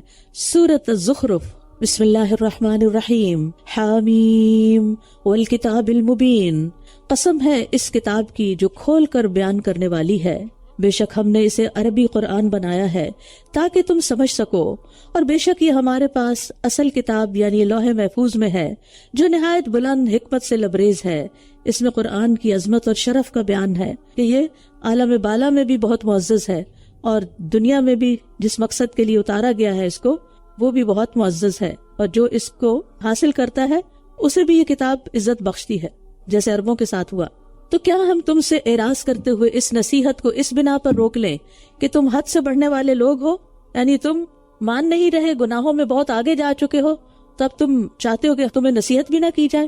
اور ہم نے پہلے لوگوں میں کتنے ہی نبی بھیجے، اور جو نبی ان کے پاس آتا وہ اس کا مذاق ہی اڑاتے تھے، بس ہم نے ان سے بھی زیادہ زور آور لوگوں کو ہلاک کر دیا، اور پہلے لوگوں کی مثالیں گزر چکی ہیں۔ اور اگر آپ ان سے پوچھیں کہ آسمانوں اور زمین کو کس نے پیدا کیا، تو یہ ضرور کہیں گے کہ انہیں نہایت غالب خوب علم والے نے پیدا کیا، وہ جس نے تمہارے لیے زمین کو بچھونا بنایا اور اس میں تمہارے لیے راستے بنائے تاکہ تم راہ پاؤ، یعنی ایک جگہ سے دوسری جگہ آسانی سے جا سکو، اور وہ جس نے آسمان سے ایک اندازے کے ساتھ پانی اتارا، پھر ہم نے اس سے مردہ زمین کو زندہ کر دیا، تم بھی اسی طرح نکالے جاؤ گے۔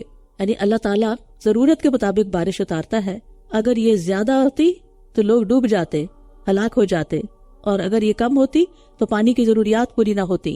تو یہاں کذالک تخرجون کہہ کے کیا بتایا جا رہا ہے کہ جس طرح بارش سے مردہ زمین زندہ ہو جاتی ہے، اسی طرح قیامت کے دن اللہ تعالیٰ قبروں سے انسانوں کو زندہ کر کے نکالے گا۔ اور وہ جس نے سب کے سب جوڑے بنائے اور تمہارے لیے کشتیاں بنائیں اور مویشی جانور پیدا کیے جن پر تم سواری کرتے ہو تاکہ تم ان کی پشتوں پر جم کر بیٹھو، پھر جب تم ان پر جم کر بیٹھ جاؤ تو اپنے رب کی نعمت یاد کرو اور کہو سبحان الذی سخر لنا ھذا وما كنا له مقرنین وانا الی ربنا لمنقلبون۔ کہو پاک ہے وہ جس نے اس کو ہمارے لیے مسخر کیا، حالانکہ ہم اسے قابو میں لانے والے نہ تھے، اور بے شک ہم اپنے رب ہی کی طرف پلٹ کر جانے والے ہیں۔ یعنی جانوروں کو ہمارے قابو میں دینے والی ذات کون ہے؟ اللہ رب العزت کی۔ اس لیے سواری پر بیٹھتے ہی ان قابو کیے ہوئے جانوروں پر سواری کرتے ہوئے اللہ ہی کو یاد کرنا چاہیے۔ اور سفر کی کئی ایک دعائیں ہیں جو ایاک نستعین کے اندر اس دفعہ کے نئے ایڈیشن میں شامل کر دی گئی ہیں، اور انہوں نے اس کے لیے اس کے بندوں میں سے ایک جز بنا ڈالا۔ بے شک انسان یقیناً کھلم کھلا ناشکرا ہے۔ یعنی جز سے مراد بیٹیاں یا بیٹا، جیسے فرشتے جن کو مشرکین اللہ کی بیٹیاں قرار دیتے تھے، ان کی عبادت کرتے تھے، وہ کہتے ہیں کہ یہ مخلوق جو ہے اللہ کی شریک ہے اور اس کا حصہ ہے، نعوذ باللہ۔ کیا اس نے اس میں سے جسے وہ پیدا کرتا ہے بیٹیاں لے لی اور تمہیں بیٹوں کے لیے چن لیا؟ حالانکہ جب ان میں سے کسی کو اس چیز کی خوشخبری دی جاتی ہے جس کی وہ رحمان کے لیے مثال بیان کرتا ہے تو اس کا چہرہ سیاہ ہو جاتا ہے اور وہ غم سے بھر جاتا ہے۔ یعنی اللہ کے لیے بیٹیاں قرار دیتے اور خود حال یہ کہ بیٹی کی خبر سنتے ہی رنگ کالا ہو جاتا ہے، غم سے بھر جاتے ہیں۔ کیا بھلا وہ جسے زیورات میں پالا جاتا ہے اور وہ جھگڑنے میں مدعا واضح نہیں کر سکتی، اس کو اللہ کی طرف منسوب کیا جاتا ہے؟ اور انہوں نے فرشتوں کو جو رحمان کے بندے ہیں عورتیں بنا لیا ہے۔ کیا وہ ان کی پیدائش کے وقت حاضر تھے؟ ان کی گواہی ضرور لکھی جائے گی اور وہ پوچھے جائیں گے، یعنی قیامت کے دن انہیں حساب دینا ہوگا۔ اور وہ کہتے ہیں کہ اگر رحمان چاہتا تو ہم ان کی عبادت نہ کرتے، انہیں اس کا کوئی علم نہیں، وہ محض اندازے لگاتے ہیں۔ کیا ہم نے اس سے پہلے انہیں کوئی اور کتاب دی ہے جسے وہ مضبوط پکڑے ہوئے ہیں؟ یعنی مشرکین کے پاس اپنے شرک کی کوئی دلیل نہیں، ان کے پاس کوئی ایسی کتاب نہیں اللہ کی طرف سے آئی ہوئی کہ جس میں ان کو اجازت ملی ہو شرک کرنے کی، بلکہ انہوں نے کہا یقیناً ہم نے اپنے آباء و اجداد کو ایک طریقے پر پایا ہے اور بے شک ہم انہی کے نقش قدم پر چلتے ہوئے ہدایت یافتہ ہیں۔ سبحان اللہ، گمراہی کی انتہا، اور اپنے آپ کو کیا سمجھ رہے؟ ہدایت یافتہ، اور ان کے پاس بس ایک ہی دلیل ہے، اور وہ کیا کہ ہم اپنے باپ دادا کو فالو کرتے ہیں۔ اور اسی طرح ہم نے آپ سے پہلے جس بستی میں کوئی خبردار کرنے والا بھیجا تو اس کے خوشحال لوگوں نے کہا کہ ہم نے اپنے آباء و اجداد کو ایک طریقے پر پایا ہے اور بے شک ہم تو انہی کے نقش قدم پر چلنے والے ہیں۔ اس نے کہا اگرچہ میں تمہارے پاس اس سے زیادہ ہدایت والا طریقہ لے آؤں، یعنی پھر بھی تم ان کو فالو کرو گے جس پر تم نے اپنے باپ دادا کو پایا؟ انہوں نے کہا جس چیز کے ساتھ تم بھیجے گئے ہو ہم اس کا انکار کرنے والے ہیں، تو ہم نے ان سے انتقام لے لیا، تو دیکھ لیجئے جھٹلانے والوں کا انجام کیسا ہوا۔ وَإِذْ قَالَ إِبْرَاهِيمُ لِأَبِيهِ وَقَوْمِهِ إِنَّنِي بَرَاءٌ مِّمَّا تَعْبُدُونَ، اور جب ابراہیم نے اپنے باپ اور اپنی قوم سے کہا بے شک میں ان چیزوں سے بیزار ہوں جن کی تم عبادت کرتے ہو، الاعلان کلم کلا، بری ذمہ ہو گئے۔ تو یہاں پر قصہ کیوں لایا جا رہا ہے؟ مکی صورت ہے، قریش کو سمجھایا جا رہا ہے، قوم عرب سے کہا جا رہا ہے کہ تمہارے جد امجد ابراہیم علیہ السلام نے تو شرک چھوڑ دیا تھا، غلط راستہ چھوڑ دیا تھا قوم کا، اس سے بری ذمہ تھے، تم ان کی پیروی کیوں نہیں کرتے؟ تم بھی وہی کرو جو انہوں نے کیا۔ ابراہیم علیہ السلام نے دل، زبان اور عمل کے ساتھ بتوں سے اظہار برات کیا۔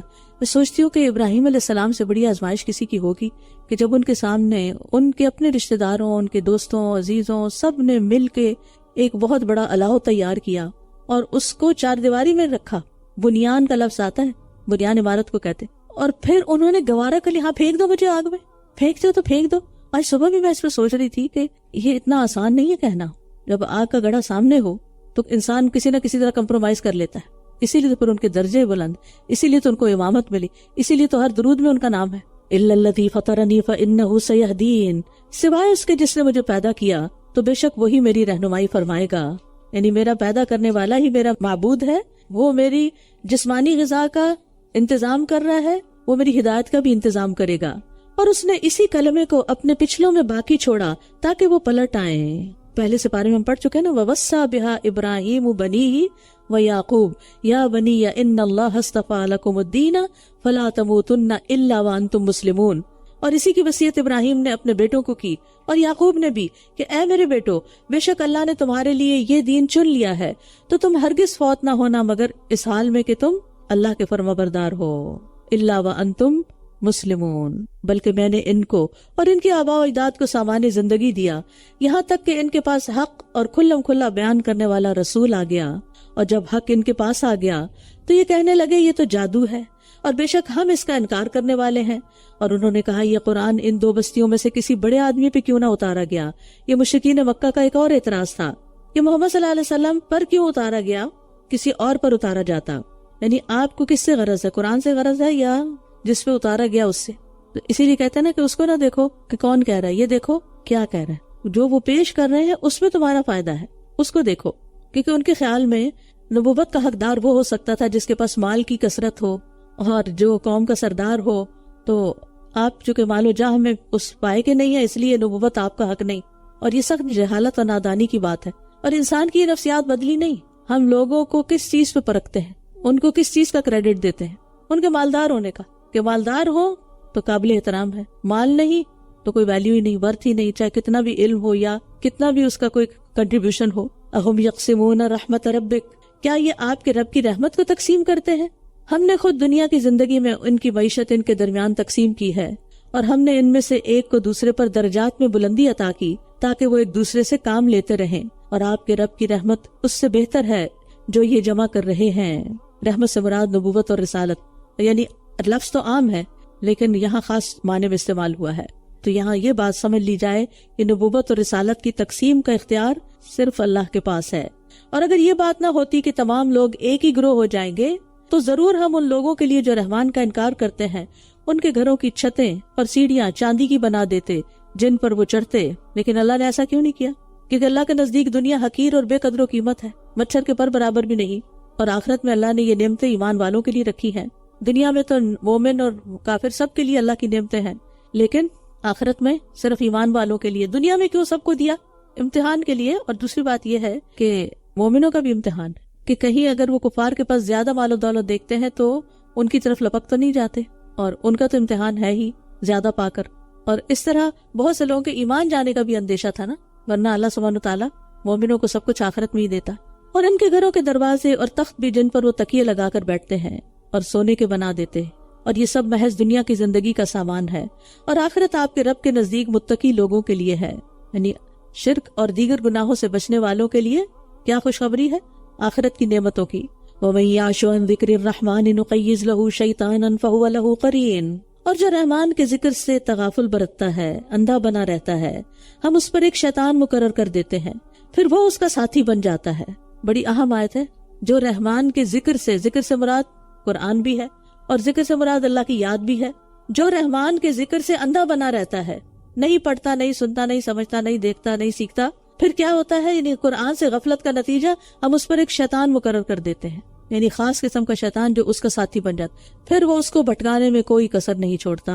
اور جو قرآن کے ساتھ ہمہ وقت رہتا ہے، فرشتے اس کا ساتھ دیتے ہیں، اور شیطان کس سے دور جاتا ہے؟ جو خواہش نفس پر قابو رکھے اور اللہ کا ذکر کرے، اور بے شک وہ انہیں راہ راست سے روکتے ہیں، اور یہ سمجھ رہے ہوتے ہیں کہ یقیناً یہ ہدایت یافتہ ہیں۔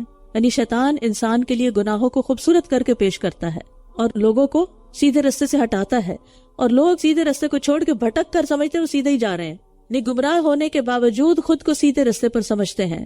آج بھی آپ دیکھیں، اگر آپ اپنے بچوں سے، کیونکہ دوسرے اجنبی لوگوں سے انسان یہ بات نہیں کہہ سکتا، اگر آپ اپنے بچوں سے یہ بات کہیں کہ آپ کو ٹھیک ہونے کی ضرورت ہے، آپ کو اپنی سوچ صحیح کرنے کی ضرورت ہے، آپ کو اپنا کام ٹھیک کرنے کی ضرورت ہے، نمازیں ٹھیک کرنے کی ضرورت ہے، جواب کیا ملے گا؟ کیا ملے گا؟ ٹھیک ہی تو کر رہے ہیں، اس میں کیا ہے، سبھی ایسے کرتے ہیں، یہ دلیل پکڑی ہوئی۔ تو آپ دیکھیے کہ یہ چیز جو ہے یہ انتہائی خطرناک ہے کہ کوئی شخص گمراہ ہو، غلط کام کر رہا ہو، صحیح طریقے پر نہ کر رہا ہو، اور پھر وہ کہنے میں ٹھیک کر رہا ہوں۔ حتیٰ اذا جاءنا، یہاں تک کہ جب وہ ہمارے پاس آئے گا تو کہے گا اے کاش میرے اور تمہارے درمیان مشرق اور مغرب کی دوری ہوتی، بس تو کتنا برا ساتھی ہے، اور جب تم ظلم کر چکے تو آج کے دن یہ بات تمہیں ہرگز نفع نہ دے گی، بے شک تم سب عذاب میں مشترک ہو۔ کیا بھلا آپ بہروں کو سنوا سکتے ہیں، یا آپ اندھوں کو راہ دکھا سکتے ہیں، اور ان کو جو کھلی گمراہی میں مبتلا ہو؟ یعنی نبی صلی اللہ علیہ وسلم کو تسلی دی جا رہی ہے کہ آپ بس پیغام پہنچاتے جائیں، ہدایت کا معاملہ اللہ پہ چھوڑ دیں، وہ جسے چاہے ہدایت دے، پھر اگر ہم آپ کو لے ہی جائیں تو بھی ہم ان سے انتقام لینے والے ہیں۔ یعنی یہ اس انتظار میں تھے کہ کس وقت نعوذ باللہ آپ کی وفات ہو یا آپ یہاں سے نکل جائیں، تو کہا کہ جب پیغمبر نکلتا ہے نا اپنی بستی سے تو پھر بستی والوں کی شامت آ جاتی ہے، پھر یہ لوگ سزا سے نہیں بچ سکتے۔ انسان کی کام نفسیات ہے نا، کہ جس چیز سے اس کو کوئی تکلیف پہنچتی ہے وہ پھر کیا چاہتا ہے، یہ میری زندگی سے آؤٹ ہو جائے، یا ہم آپ کو وہ عذاب دکھا دیں جس کا ہم نے ان سے وعدہ کر رکھا ہے، تو بے شک ہم ان پر قدرت رکھنے والے ہیں، یعنی ان پہ عذاب لانے پر قادر ہیں۔ اور ہم دیکھتے ہیں کہ نبی صلی اللہ علیہ وسلم کی زندگی میں ہی بدر کی جنگ میں کفار کو عبرتناک شکست دیکھنی پڑی اور ذلت و رسوائی سے دوچار ہوئے۔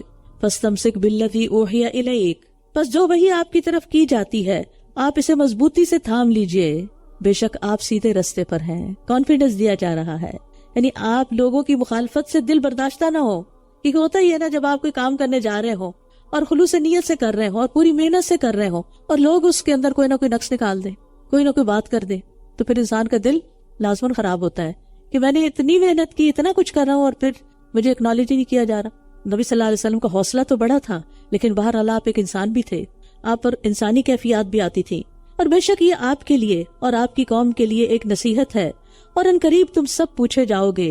وَإِنَّهُ لَذِكْرٌ لَكَ وَلِقَوْمِكَ، ذکر کا معنی یاد دہانی، نصیحت بھی ہے، عزت و شرف بھی ہے، شہرت و ناموری بھی، اور یہاں یہ سارے معنی مراد ہیں کہ قرآن آپ کے لیے اور آپ کی قوم کے لیے نصیحت کا ذریعہ بھی تھا اور عزت و شرف کا باعث بھی۔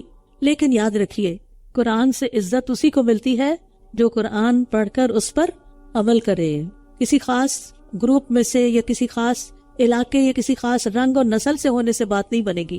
رسول اللہ صلی اللہ علیہ وسلم نے فرمایا قرآن تیرے حق میں حجت ہے یا تیرے خلاف حجت ہے، یا تو اس کو پڑھ کے تجھے فائدہ ہوگا یا نہیں ہوگا۔ اور ہمارے ان رسولوں سے پوچھ لیجئے جنہیں ہم نے آپ سے پہلے بھیجا تھا، کیا ہم نے رحمان کے علاوہ بھی کچھ معبود مقرر کر رکھے تھے جن کی عبادت کی جاتی؟ یعنی تمام انبیاء تو اللہ وحدہ لا شریک کی عبادت کے داعی تھے، اور بلا شبہ ہم نے موسیٰ کو اپنی نشانیوں کے ساتھ فرعون اور اس کے سرداروں کی طرف بھیجا تو اس نے کہا بے شک میں تمام جہانوں کے رب کا رسول ہوں۔ تو جب وہ ان کے پاس ہماری نشانیاں لے کر آیا تو یکایک وہ ان پر ہنسنے لگے، مذاق اڑانے لگے، اور جو نشانی بھی ہم انہیں دکھاتے تھے وہ پہلی سے زیادہ بڑی ہوتی تھی، اور ہم نے انہیں عذاب میں پکڑ لیا تاکہ وہ لوٹ آئیں۔ لیکن فرعون اور اس کے جادوگر جو تھے شکست کے باوجود کفر پر اڑے رہے۔ جادوگر تو مسلمان ہو گئے تھے لیکن دوسرے لوگ نہیں ہوئے اتنا بڑا کرشمہ دیکھ کے بھی، اور وہ کہنے لگے اے جادوگر ہمارے لیے اپنے رب سے اس عہد کی بنا پر دعا کر جو اس نے تجھ سے کر رکھا ہے، بے شک ہم ضرور ہدایت پا لیں گے۔ یعنی فرعون اور اس کے سردار جس کو جادوگر کہتے تھے دعا بھی اسی سے کرواتے، ادعو لنا، دیکھیں پکار کیسے رہے، یا ایھا الساحر، اے فلاں جو جادوگر ہے، نام بھی نہیں لے رہے جیسے ہم اپنی عام زبان میں کہتے او جادوگرا، کہ تم اپنے رب سے اس عہد کی بنا پر دعا کرو جو اس نے تجھ سے کر رکھا ہے۔ اور اب دیکھیے دلچسپ بات یہ ہے کہ قریش بھی نبی صلی اللہ علیہ وسلم کو جادوگر کہتے، آپ کا مذاق اڑاتے، لیکن مشکل وقت میں دعا کے لیے آپ کے پاس ہی آتے، آپ دعا کر دیجئے۔ فَلَمَّا كَشَفْنَا عَنْهُمُ الْعَذَابَ إِذَا هُمْ يَنْكُثُونَ، پھر جب ہم نے ان سے عذاب کو ہٹا لیا تو اسی وقت انہوں نے عہد توڑ دیا، یعنی جب ان کی مشکل آسان ہوتی تو وہ اپنا عہد بھول جاتے۔ اور فرعون نے اپنی قوم کو پکار کر کہا اے میری قوم، کیا مصر کی بادشاہت میری نہیں، اور یہ نہریں جو میرے نیچے بہہ رہی ہیں کیا پھر تم دیکھتے نہیں؟ بلکہ میں اس سے کہیں بہتر ہوں جو حقیر ہے اور بات کو واضح بھی نہیں کر سکتا۔ فرعون جو ہے موسیٰ علیہ السلام کے پاس مال و دولت نہ ہونے کی وجہ سے ان کو حقیر سمجھتا تھا، لیکن عجیب بات ہے کہ ایک طرف حقیر سمجھتا تھا اور دوسری طرف خوف زدہ بھی رہتا تھا۔ یعنی موسیٰ علیہ السلام کے پاس کون سی فوج تھی، کون سا اسلحہ تھا، ایک عصا اور ید بیضاء تو تھا، دل سے تو نہیں مانا تھا انہوں نے لیکن اس سے خوف زدہ تھے۔ فلولا القی علیہ اسورۃ من ذہب، تو اس پر سونے کے کنگن کیوں نہیں اتارے گئے، یا اس کے ہمراہ فرشتے اکٹھے ہو کر کیوں نہیں آ گئے؟ یوں اس نے اپنی قوم کو بے وقوف بنایا تو انہوں نے اس کی اطاعت کر لی، یقیناً وہ فاسق لوگ تھے۔ پھر جب انہوں نے ہمیں غصہ دلایا تو ہم نے ان سے انتقام لے لیا، پس ہم نے ان سب کو غرق کر دیا۔ پھر ہم نے انہیں بعد والوں کے لیے پیش رو اور ایک مثال بنا دیا۔ اور جب مریم کے بیٹے کو بطور مثال بیان کیا گیا تو یکایک آپ کی قوم اس پر چیخنے چلانے لگی۔ اللہ تعالیٰ نے مریم علیہ السلام کے بیٹے عیسیٰ علیہ السلام کا ذکر بھی یہاں عزت سے لیا، ابن مریم کہا ہے۔ تو مشرکین جو تھے وہ مسلمانوں پر اعتراض کرتے تھے کہ وہ حضرت عیسیٰ کا نام اتنے احترام سے کیوں لیتے ہیں، تو اس کی وجہ کیا ہے؟ جو شخص بھی توحید کی طرف بلائے گا وہ اول سے آخر تک قیامت کے دن تک سب ایک ہیں، ایک دوسرے کے ہمدرد اور مددگار۔ اور کہنے لگے ہمارے معبود بہتر ہیں یا وہ؟ انہوں نے آپ سے محض جھگڑنے کے لیے یہ مثال بیان کی ہے، بلکہ یہ ہیں ہی جھگڑالو لوگ۔ یعنی مشرکین نے اعتراض کیا کہ کیا ہمارے معبود جو فرشتے ہیں وہ بہتر ہیں یا نصرانیوں کے معبود جو کہ انسان ہیں حضرت عیسیٰ؟ اور یہ انہوں نے صرف جھگڑا کرنے کے لیے ان کا نام لیا۔ وہ تو محض ایک بندہ ہے جس پر ہم نے انعام کیا اور ہم نے اسے بنی اسرائیل کے لیے ایک مثال بنا دیا، اور اگر ہم چاہیں تو ضرور تم میں سے فرشتے بنا دیں جو زمین میں ایک دوسرے کے جانشین ہوں۔ یعنی عیسیٰ علیہ السلام اگرچہ باپ کے بغیر پیدا ہوئے لیکن اس کے باوجود وہ مخلوق ہی ہیں، معبود نہیں ہو سکتے، اور اگر ہم چاہیں تو ضرور تم میں سے فرشتے بھیج دیں جو زمین میں ایک دوسرے کے جانشین ہو، تو پھر تمہارا تو وہاں کوئی کام نہیں ہوگا، وہ تو پھر تمہیں زمین سے نکال دیں گے کیونکہ انہیں زمین کا کنٹرول چاہیے ہوگا۔ اور بے شک وہ قیامت کی ایک نشانی ہے، کون؟ عیسیٰ علیہ السلام، کیونکہ قیامت سے پہلے آئیں گے دنیا میں، تو تم اس میں ہرگز شک نہ کرو اور میری پیروی کرو، یہی سیدھا راستہ ہے۔ عیسیٰ علیہ السلام دوبارہ آئیں گے اور انصاف والے حاکم بن کر نازل ہوں گے، نئے نبی کی حیثیت سے نہیں آئیں گے، صلیب توڑیں گے اور خنزیر کو قتل کر دیں گے، جزیہ ختم کر دیں گے، مال عام ہو جائے گا، کوئی قبول کرنے والا نہیں ہوگا، ایک سجدہ دنیا و ما فیہا سے بہتر ہوگا۔ تو عیسیٰ علیہ السلام کا وجود بھی قیامت کے قائم ہونے کی دلیل ہے۔ دیکھیں کتنے مختلف انداز سے اللہ تعالیٰ سمجھا رہے ہیں، بتا رہے ہیں، لیکن لوگ ہیں کہ سمجھ کے نہیں دے رہے۔ اور شیطان تمہیں سیدھی راہ سے ہرگز نہ روکنے پائے، یقیناً وہ تمہارا کھلا دشمن ہے، یعنی قیامت پر ایمان لانے سے نہ روک دے۔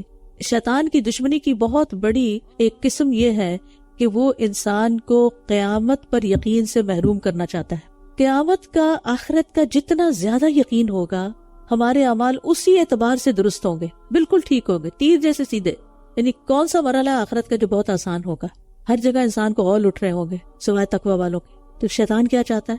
ہم موت کی بات نہ کریں، ہم قبر کی بات نہ کیا کریں، ہم آخرت کی بات نہ کیا کریں، ہم جنت دوزخ کے تذکرے نہ کیا کریں۔ اسی لیے آپ دیکھیں خود مسلمانوں کے اندر ایسے لوگ موجود ہیں کہ جب ان کے سامنے آخرت کی بات کرتے ہیں تو کیا کہتے ہیں؟ آپ کیوں ڈپریس کرنے والی باتیں کرتے ہیں؟ موت کا تو ذکر بھی نہ کرو، جب آئے گی دیکھا جائے گا۔ اور جب عیسیٰ کھلی نشانیاں لے کر آیا تو اس نے کہا بے شک میں تمہارے پاس حکمت لے کر آیا ہوں، اور تاکہ میں تمہارے لیے بعض وہ باتیں واضح کر دوں جن میں تم اختلاف کرتے ہو، بس تم اللہ سے ڈرو اور میری اطاعت کرو۔ تو اس سے پتہ چلتا ہے کہ عیسیٰ علیہ السلام کو واضح دلائل اور حکمت عطا کی گئی تھی، اور حکمت سے مراد محکم اور پکی بات، دانائی کی بات جو بالکل عقل کے عین مطابق ہو۔ ان اللہ هو ربی و ربکم فاعبدوہ ھذا صراط مستقیم، بے شک اللہ ہی میرا رب ہے اور تمہارا رب بھی، بس تم اسی کی عبادت کرو، یہی سیدھا راستہ ہے۔ بس کئی گروہوں نے آپس میں اختلاف کیا تو ان لوگوں کے لیے جنہوں نے ظلم کیا ایک دردناک دن کے عذاب سے ہلاکت ہے۔ یعنی عیسیٰ علیہ السلام نے انہیں اور سمجھایا تو ان کے سمجھانے پر بنی اسرائیل مزید گروہوں میں بٹ گئے، کچھ نے ان کا انکار کر دیا اور کچھ نے ان کو خدا کا بیٹا بنا دیا۔ ان کے آپس کے اختلافات بڑھتے ہی گئے۔ تو ظلم کرنے والوں سے مراد وہ لوگ ہیں جنہوں نے عیسیٰ علیہ السلام کی عقیدت میں غلو کیا، حد سے بڑھ گئے۔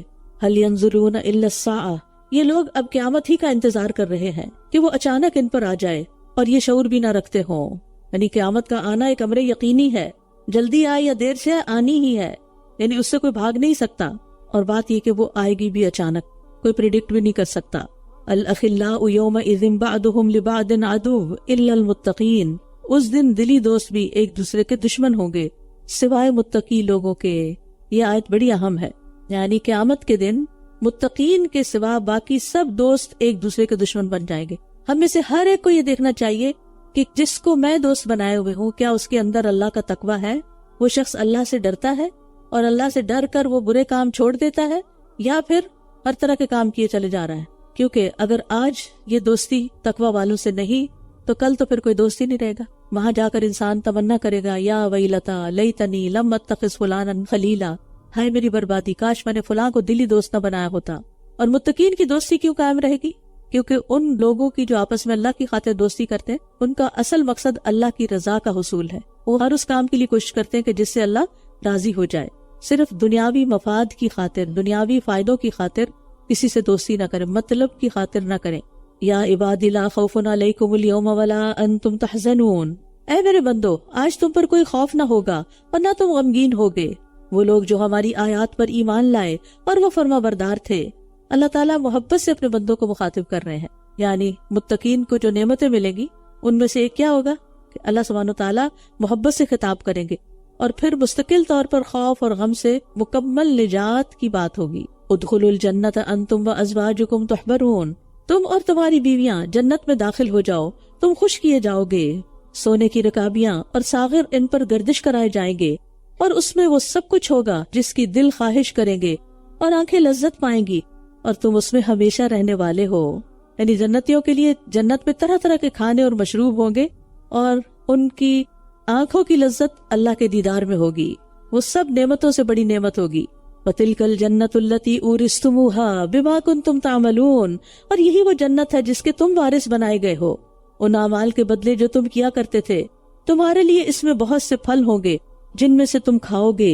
یہاں بتا دیا گیا کہ جنت کا وارث کون ہے؟ جس کے پاس اچھے اعمال کا ذخیرہ ہوگا، اور جنت کی نعمتیں دنیا کی نعمتوں کے مقابلے میں بہت بڑی تعداد میں ہوگی۔ ان المجرمین فی عذاب جہنم خالدون لا یفتر عنہم وہم فیہ مبلسون، بے شک مجرم لوگ جہنم کے عذاب میں ہمیشہ رہنے والے ہیں، ان سے عذاب ہلکا نہ کیا جائے گا اور وہ اسی میں مایوس پڑے ہوں گے۔ یہ جہنم کی سب سے بڑی ہولناکی ہے کہ اس کا عذاب کبھی ختم نہیں ہوگا۔ انسان کو کوئی بھی تکلیف ہوتی ہے نا تو اس کو یہ تسلی ہوتی ہے کہ تھوڑی دیر میں ٹھیک ہو جائے گی، کوئی نہ کوئی علاج کر لوں گا، لیکن وہاں جا کر کچھ ہاتھ نہ آئے گا۔ یاد رکھیے کہ مسلم کے مقابلے میں مجرم جو ہے، ایک تو نا گناہگار مسلمان، اور یہاں مجرم سے مراد وہ ہے کہ جو اللہ کوئی نہیں مانتا یا اس کے ساتھ شریک ٹھہراتا ہے۔ تو مسلمین کے مقابلے میں مجرم ہمیشہ عذاب میں ہوں گے، اور جہنمیوں کے عذاب میں کسی قسم کا کوئی وقفہ نہیں ہوگا۔ اور ہم نے ان پر ظلم نہیں کیا بلکہ یہ خود ہی ظالم تھے، یعنی اللہ تعالیٰ کسی پر بھی ظلم نہیں کرتا۔ وَنَادَوْا يَا مَالِكُ لِيَقْضِ عَلَيْنَا رَبُّكَ قَالَ إِنَّكُمْ مَاكِثُونَ، اور وہ پکاریں گے اے مالک تیرا رب ہمارا کام تمام کر دے، وہ کہے گا بے شک تم یہی رہنے والے ہو۔ مالک دراصل جہنم کے دربان فرشتے کا نام ہے، تو جہنمیوں کو اور تو کوئی ملے گا نہیں، مالک ہی نظر آئے گا. لیکن جب وہ پکاریں گے تو 40 سال تک جواب بھی نہیں دیں گے، اور جب جواب دیں گے تو کیا کہیں گے؟ انکم عاکفون، تمہیں ادھر ہی رہنا ہے، کہیں نہیں جانا، کوئی اور جگہ نہیں تمہارے لیے. اور پھر یہ بھی پتہ چلتا ہے اس آیت سے کہ جہنمی عذاب میں کمی کے لیے جہنم کے داروغہ کو پکاریں گے اور کسی طرح بھی عذاب سے پھر بچ نہ سکیں گے. لقد جئناکم بالحق ولکن اکثرکم للحق کارہون، یقیناً ہم تمہارے پاس حق لے کر آئے ہیں لیکن تمہارے اکثر لوگ حق کو ناپسند کرنے والے ہیں. کیا انہوں نے کسی کام کی پختہ تدبیر کر لی ہے؟ تو یقیناً ہم بھی پختہ تدبیر کرنے والے ہیں. ام یحسبون انا لا نسمع سرهم ونجواهم، کیا یہ سمجھتے کہ ہم ان کے راز اور ان کی سرگوشتیاں نہیں سنتے؟ کیوں نہیں، اور ہمارے بھیجے ہوئے ان کے پاس ہی لکھتے رہتے ہیں، یعنی ثبوت کے طور پر لکھ لیتے ہیں کہ کل کو کوئی انکار نہ کرے. قل ان کان للرحمن ولد فانا اول العابدین، کہہ دیجیے اگر رحمان کی کوئی اولاد ہوتی تو میں سب سے پہلا عبادت کرنے والا ہوتا.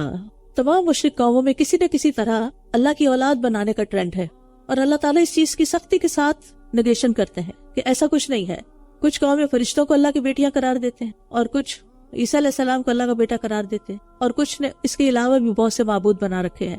تو یہاں یہ واضح کر دیا گیا کہ رحمان کی کوئی اولاد نہیں ہے. سبحان رب السماوات والارض رب العرش عما یصفون، پاک ہے آسمانوں اور زمین کا رب جو عرش کا رب ہے اس سے جو وہ بیان کرتے ہیں. بس آپ انہیں چھوڑ دیجئے کہ یہ بحث کرتے رہیں اور کھیلتے رہیں یہاں تک کہ یہ اپنے اس دن سے جا ملیں جس کا یہ وعدہ کیے جاتے ہیں. وَهُوَ الَّذِي فِي السَّمَاءِ إِلَٰهٌ وَفِي الْأَرْضِ إِلَٰهٌ وَهُوَ الْحَكِيمُ الْعَلِيمُ، اور وہی ہے جو آسمان میں معبود ہے اور زمین میں معبود ہے، اور وہ بہت حکمت والا خوب علم والا ہے. مشرکین نے آسمان اور زمین دونوں جگہ معبود بنا رکھے تھے. مثلاً کچھ تو فرشتوں کی پوجا کرتے، obviously کچھ سورج چاند کو الہ بنائے ہوئے تھے، اور کچھ ستارے اور کچھ زمین. تو یہاں بتایا جا رہا ہے وَهُوَ الَّذِي فِي السَّمَاءِ إِلَٰهٌ وَفِي الْأَرْضِ، زمین اور آسمان دونوں جگہ عبادت کا حق صرف اللہ کو ہے. اللہ تعالیٰ نے ہر چیز اسی لیے پیدا کی تاکہ وہ اس کی تسبیح کرے، اور انسان کو پیدا کیا تاکہ وہ اللہ کی عبادت کر کے اجر کمائے. وَتَبَارَكَ الَّذِي لَهُ مُلْكُ السَّمَاوَاتِ وَالْأَرْضِ وَمَا بَيْنَهُمَا وَعِندَهُ عِلْمُ السَّاعَةِ وَإِلَيْهِ تُرْجَعُونَ، اور بہت بابرکت ہے وہ جس کے لیے آسمان اور زمین کی بادشاہت ہے، اور اس کی بھی جو ان دونوں کے درمیان ہے، اور اسی کے پاس قیامت کا علم ہے، اور اسی کی طرف تم لوٹائے جاؤ گے. یہ مضمون پھر دہرایا گیا کہ قیامت کا علم صرف اللہ کے پاس ہے، اور جنہیں یہ اللہ کے سوا پکارتے ہیں وہ سفارش کا حق ہی نہیں رکھتے مگر جو حق کے ساتھ گواہی دیں اور وہ جانتے بھی ہوں. اس میں آپ دیکھیے کہ اللہ کے اذن کے بغیر نہ فرشتے سفارش کریں گے، نہ عیسیٰ علیہ السلام، اور نہ دیگر مقرب بندے. اور بت اور جھوٹے معبود کہاں سے سفارش کریں گے؟ جب نیک لوگوں کو بھی اجازت لینی ہوگی تو یہ جو بے جان مخلوق ہے اس کا کیا بنے گا؟ وَلَئِن سَأَلْتَهُم مَّن خَلَقَهُم لَيَقُولُنَّ اللَّهُ فَأَنَّىٰ يُؤْفَكُونَ، اور اگر آپ ان سے پوچھیں کہ انہیں کس چیز نے پیدا کیا تو یقیناً یہ ضرور کہیں گے کہ اللہ نے، تو کہاں سے وہ پھیرے جاتے ہیں. مشرکین کا مسئلہ کیا تھا کہ اللہ تعالیٰ کو خالق بھی مانتے تھے. جب ان سے پوچھو کس نے پیدا کیا تو اللہ نے پیدا کیا، لیکن عبادت اوروں کی کرتے تھے. تو انسان اصل میں توحید پر ہی ہوتا ہے، الا یہ کہ اس کے اندر کوئی اور چیز شامل کر دی جائے. پھر یہ کہ شیطان انسان کو دین سے بہکانے کی کوشش میں لگا رہتا ہے. وَقِيلِهِ يَا رَبِّ إِنَّ هَؤُلَاءِ قَوْمٌ لَا يُؤْمِنُونَ، اور قسم ہے رسول کی کہ اے میرے رب بے شک یہ وہ لوگ ہیں جو ایمان نہیں لاتے. فَاصْفَحْ عَنْهُمْ وَقُلْ سَلَامٌ فَسَوْفَ يَعْلَمُونَ، پس آپ ان سے درگزر کیجئے اور کہہ دیجئے کہ سلام ہو، پس ان قریب وہ خود ہی جان لیں گے. سورۃ الدخان. بسم اللہ الرحمن الرحیم. حامیم والکتاب المبین، قسم ہے اس بیان کرنے والی کتاب کی، یعنی کتاب مبین خود اس بات کی شاہد ہے کہ یہ قرآن اللہ کی طرف سے نازل کرتا ہے، یعنی خود ہی بیان کر رہی ہے. انا انزلناہ فی لیلۃ مبارکۃ انا کننا منذرین، بے شک ہم نے اسے ایک بہت برکت والی رات میں نازل کیا ہے، بے شک ہم خبردار کرنے والے ہیں. یعنی یہ قرآن کی عظمت ہے کہ اللہ تعالیٰ نے قرآن کو بابرکت رات میں نازل کیا. اور وہ کون سی رات ہے؟ لیلۃ القدر. انا انزلناہ فی لیلۃ القدر. اور لیلۃ القدر کب ہوتی ہے؟ شہر رمضان الذی انزل فیہ القرآن، رمضان کے مہینے میں ہوتی ہے کیونکہ قرآن رمضان میں نازل ہوا. بعض لوگوں نے اس کو 15 شعبان کی رات بنایا ہوا اور اس آیت سے دلیل لیتے ہیں، جبکہ یہ درست نہیں، یہ رمضان ہی کی رات ہے اور اسی کی طرف یہاں اشارہ ہے. اور کتاب کو نازل کرنے کا مقصد کیا ہے؟ لوگوں کو اچھے اور برے سے آگاہ کرنا. اس کتاب میں بشارت بھی ہے اور نذارت بھی، یعنی خبردار بھی کرتی ہے. اور لیلۃ القدر کو بابرکت کیوں کہا گیا؟ کیونکہ اس میں قرآن کا نزول ہوا. فرشتے اترتے ہیں، روح الامین اترتے ہیں، اور اس رات میں سال بھر میں ہونے والے واقعات کا فیصلہ کیا جاتا ہے، اور یہ رات 1000 مہینوں کی عبادت سے بہتر رات ہے۔ یاد رکھیے، جن راتوں کی عبادت کی ہم پہلے سے تیاری کرتے ہیں نا، پلاننگ کرتے ہیں، ان میں کچھ کر بھی جاتے ہیں اللہ کے اذن سے۔ پلاننگ میں دعا بھی شامل ہوتی ہے کہ اللہ مجھے لیلۃ القدر نصیب کر۔ ڈائری بنائیے یا کسی بھی جگہ ساری دعائیں جو آپ کے دل سے نکلی ہوئی، یا قرآن پڑھتے ہوئے آپ کے دل میں جو باتیں آ رہی، اور پھر مختلف قبولیت کے اوقات میں وہ مانگتے رہیں۔ ایک رات کی عبادت مل گئی، 1000 مہینوں کی عبادت مل گئی، کوئی معمولی شرف نہیں ہے۔ گویا ہم ساری زندگی عبادت کرتے رہے۔ دورہ قرآن پہلے اس لیے بھی شروع کیا گیا تھا تاکہ آخری راتیں، آخری پورا عشرہ، کیونکہ کسی وقت بھی ہو سکتی ہے وہ عبادت میں گزرے، اور وہ عبادت کیسے کرنی ہے، اور اس کے لیے کیا چیزیں رکاوٹ ہو سکتی ہیں، ان رکاوٹوں کو کیسے دور کرنا ہے، اس کی پلاننگ کرنے کی ضرورت ہے تاکہ محروم نہ ہو۔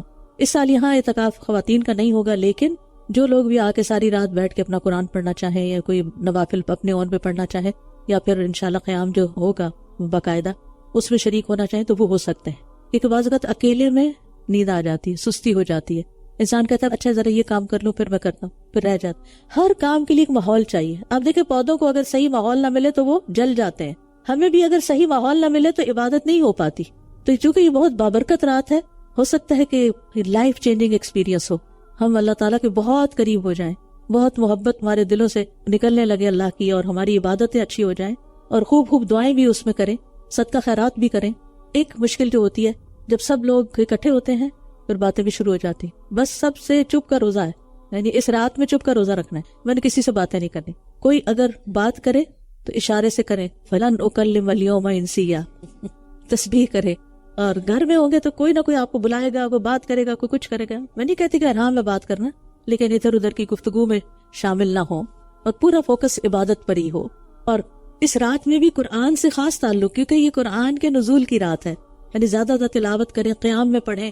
اگر کسی وجہ سے آپ کسی مسجد یا ایسی جگہ نہیں بھی جا سکتے تو اپنے گھر میں ہی قیام کی صورت بنائیں۔ آپ موبائل فون سے دیکھ کے بھی پڑھ سکتے ہیں، کیونکہ زیادہ سے زیادہ قرآن پڑھنے کی ضرورت ہے۔ فیہا یفرق کل امر حکیم، اس میں ہر مضبوط کام کا فیصلہ کیا جاتا ہے، یعنی لیلۃ القدر میں آئندہ سال کے تمام امور طے پا جاتے ہیں، کس نے مرنا ہے، کس کو کتنا رزق دیا جائے گا، اور دیگر چیزیں ہماری طرف سے ایک حکم کی وجہ سے۔ بے شک ہم ہی رسول بھیجنے والے ہیں آپ کے رب کی رحمت سے، بے شک وہ خوب سننے والا، خوب علم والا ہے۔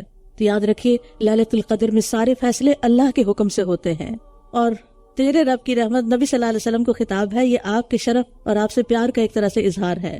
اور بندوں پر رحمت اللہ تعالیٰ کے رب ہونے کا تقاضا بھی ہے، آسمانوں اور زمین کا، اور ان چیزوں کا رب جو ان دونوں کے درمیان ہے، اگر تم یقین کرنے والے ہو۔ لا الہ الا هو یحیی و یمیت ربکم و رب آبائکم الاولین، اس کے سوا کوئی معبود نہیں، وہی زندہ کرتا ہے اور وہی موت دیتا ہے، وہی تمہارا رب ہے اور تمہارے پہلے باپ دادا کا رب بھی ہے، بلکہ یہ ایک شک میں پڑے کھیل رہے ہیں، بس انتظار کیجئے جس دن آسمان ظاہر دھواں لائے گا۔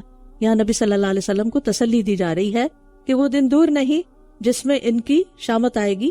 اور کہا جاتا ہے کہ ہجرت کے بعد رسول اللہ صلی اللہ علیہ وسلم کی بد دعا سے مکہ والوں پہ قحط طاری ہو گیا تھا، جس میں ہر وقت آسمان جو ہے وہ دھواں دھواں نظر آتا تھا، اور اس سے مراد وہ دھواں بھی ہو سکتا ہے جو قیامت کے قریب ظاہر ہوگا، وہ لوگوں کو ڈھانپ لے گا، سانس کیسے لیں گے، یہ دردناک عذاب ہے۔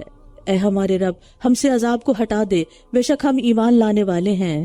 ربنا اکشف عنا العذاب انا مؤمنون، جب کوئی تکلیف ہو نا، جب کسی مصیبت میں پڑ جائیں، اس وقت اس آیت کو کثرت سے پڑھیں کہ یا رب ہم ایمان لانے والے ہیں، تو ہم سے یہ تکلیف دور کر دے، یہ مصیبت دور کر دے۔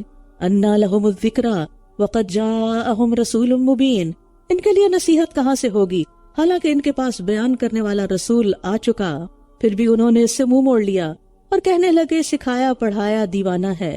انا کاشف العذاب قلیلا انکم عائدون، بے شک ہم عذاب کو تھوڑی دیر کے لیے ہٹانے والے ہیں، بے شک تم دوبارہ وہی کچھ کرنے والے ہو۔ استغفر، یعنی یہ بھی انسان کی ایک بڑی ویکنس ہے کہ تکلیف کے وقت میں وہ اللہ سے بڑے بڑے وعدے کرتا ہے، کوئی منتیں مان لیتا ہے اور کہتا ہے اللہ آج کے بعد یہ پھر نہیں کروں گا، بس یہ مصیبت ٹال دے، لیکن جو ہی مصیبت ٹلتی آہستہ آہستہ آہستہ پھر پرانی ڈگر پہ۔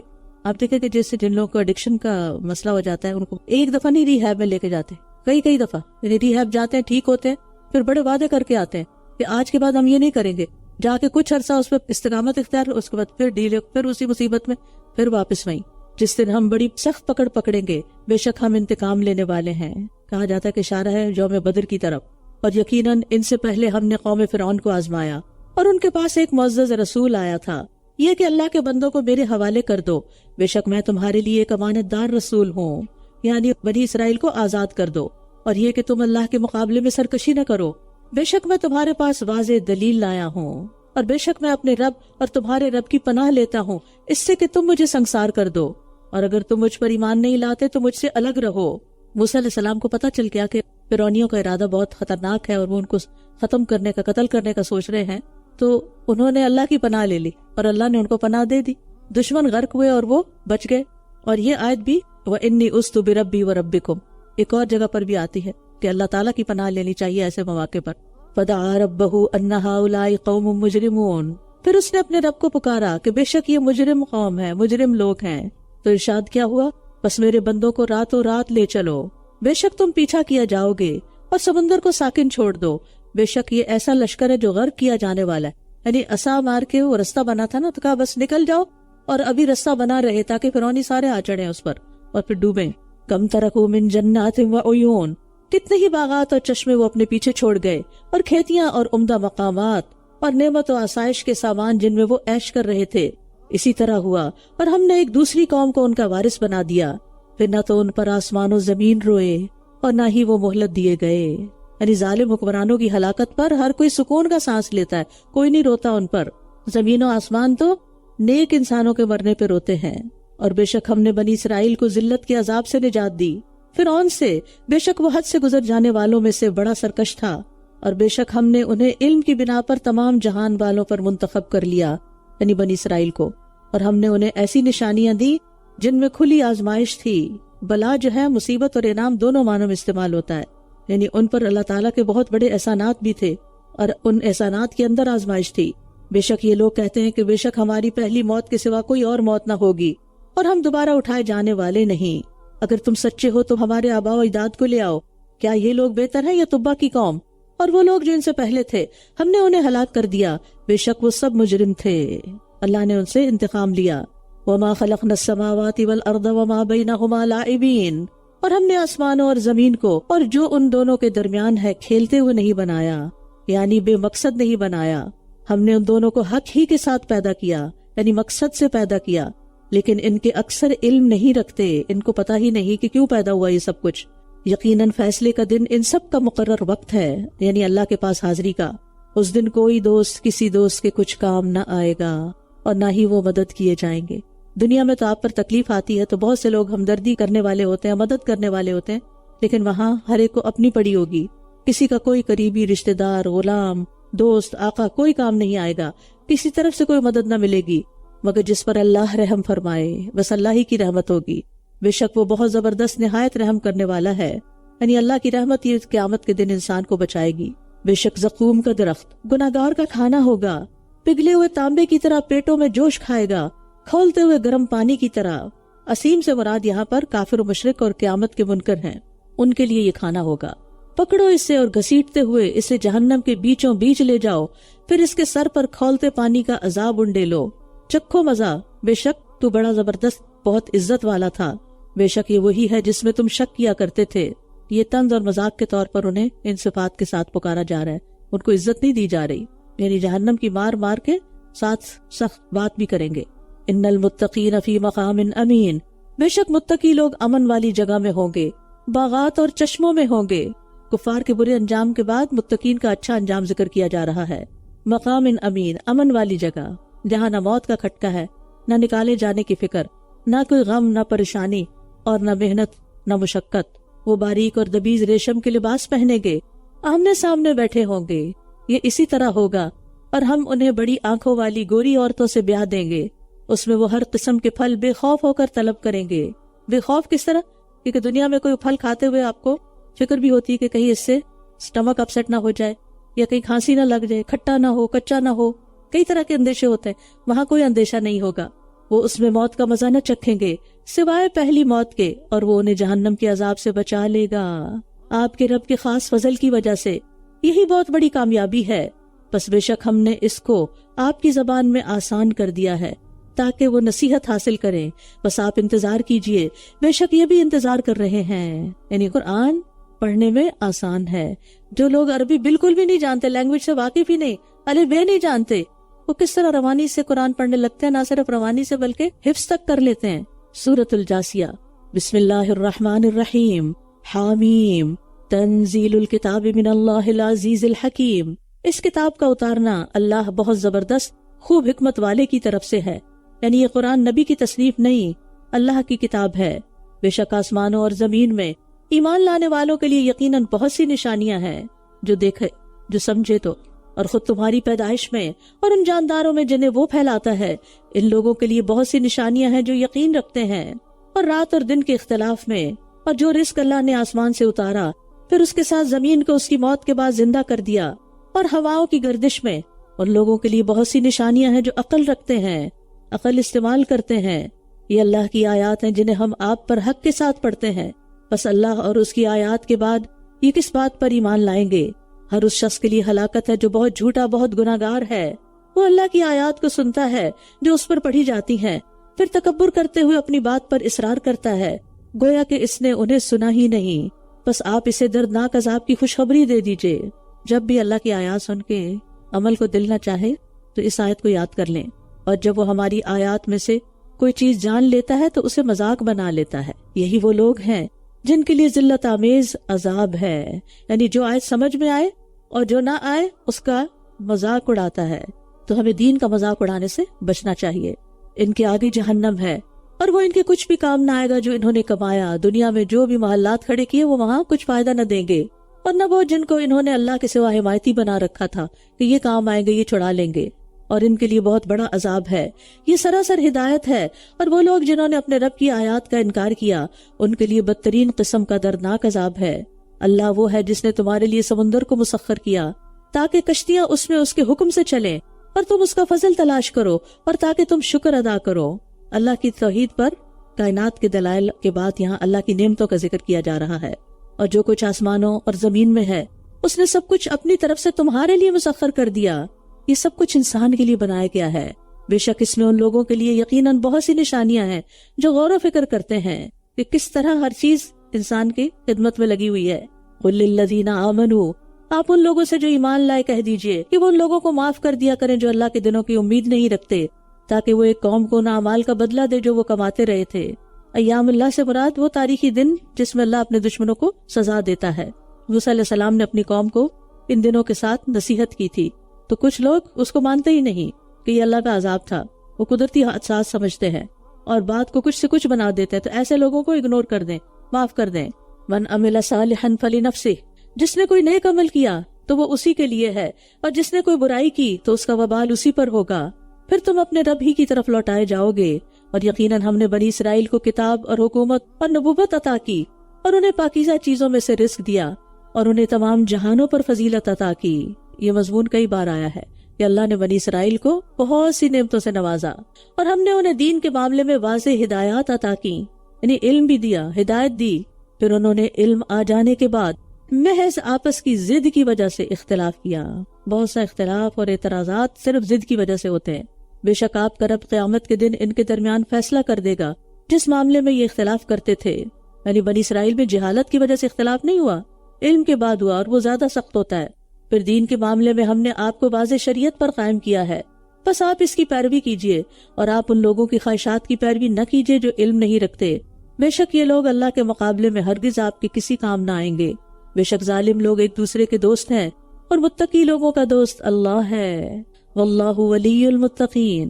آج کل رمضان ہے، روزے ہیں، ان کا مقصد تقوی کا حصول ہے، اور جب تقوی آتا ہے تو اللہ کی ولایت، اللہ کا قرب بھی ملتا ہے۔ ھذا بصائر للناس وہدی ورحمۃ لقوم یوقنون۔ یہ لوگوں کے لیے بصیرت کی باتیں ہیں، اور ان لوگوں کے لیے ہدایت اور رحمت ہے جو یقین رکھتے ہیں۔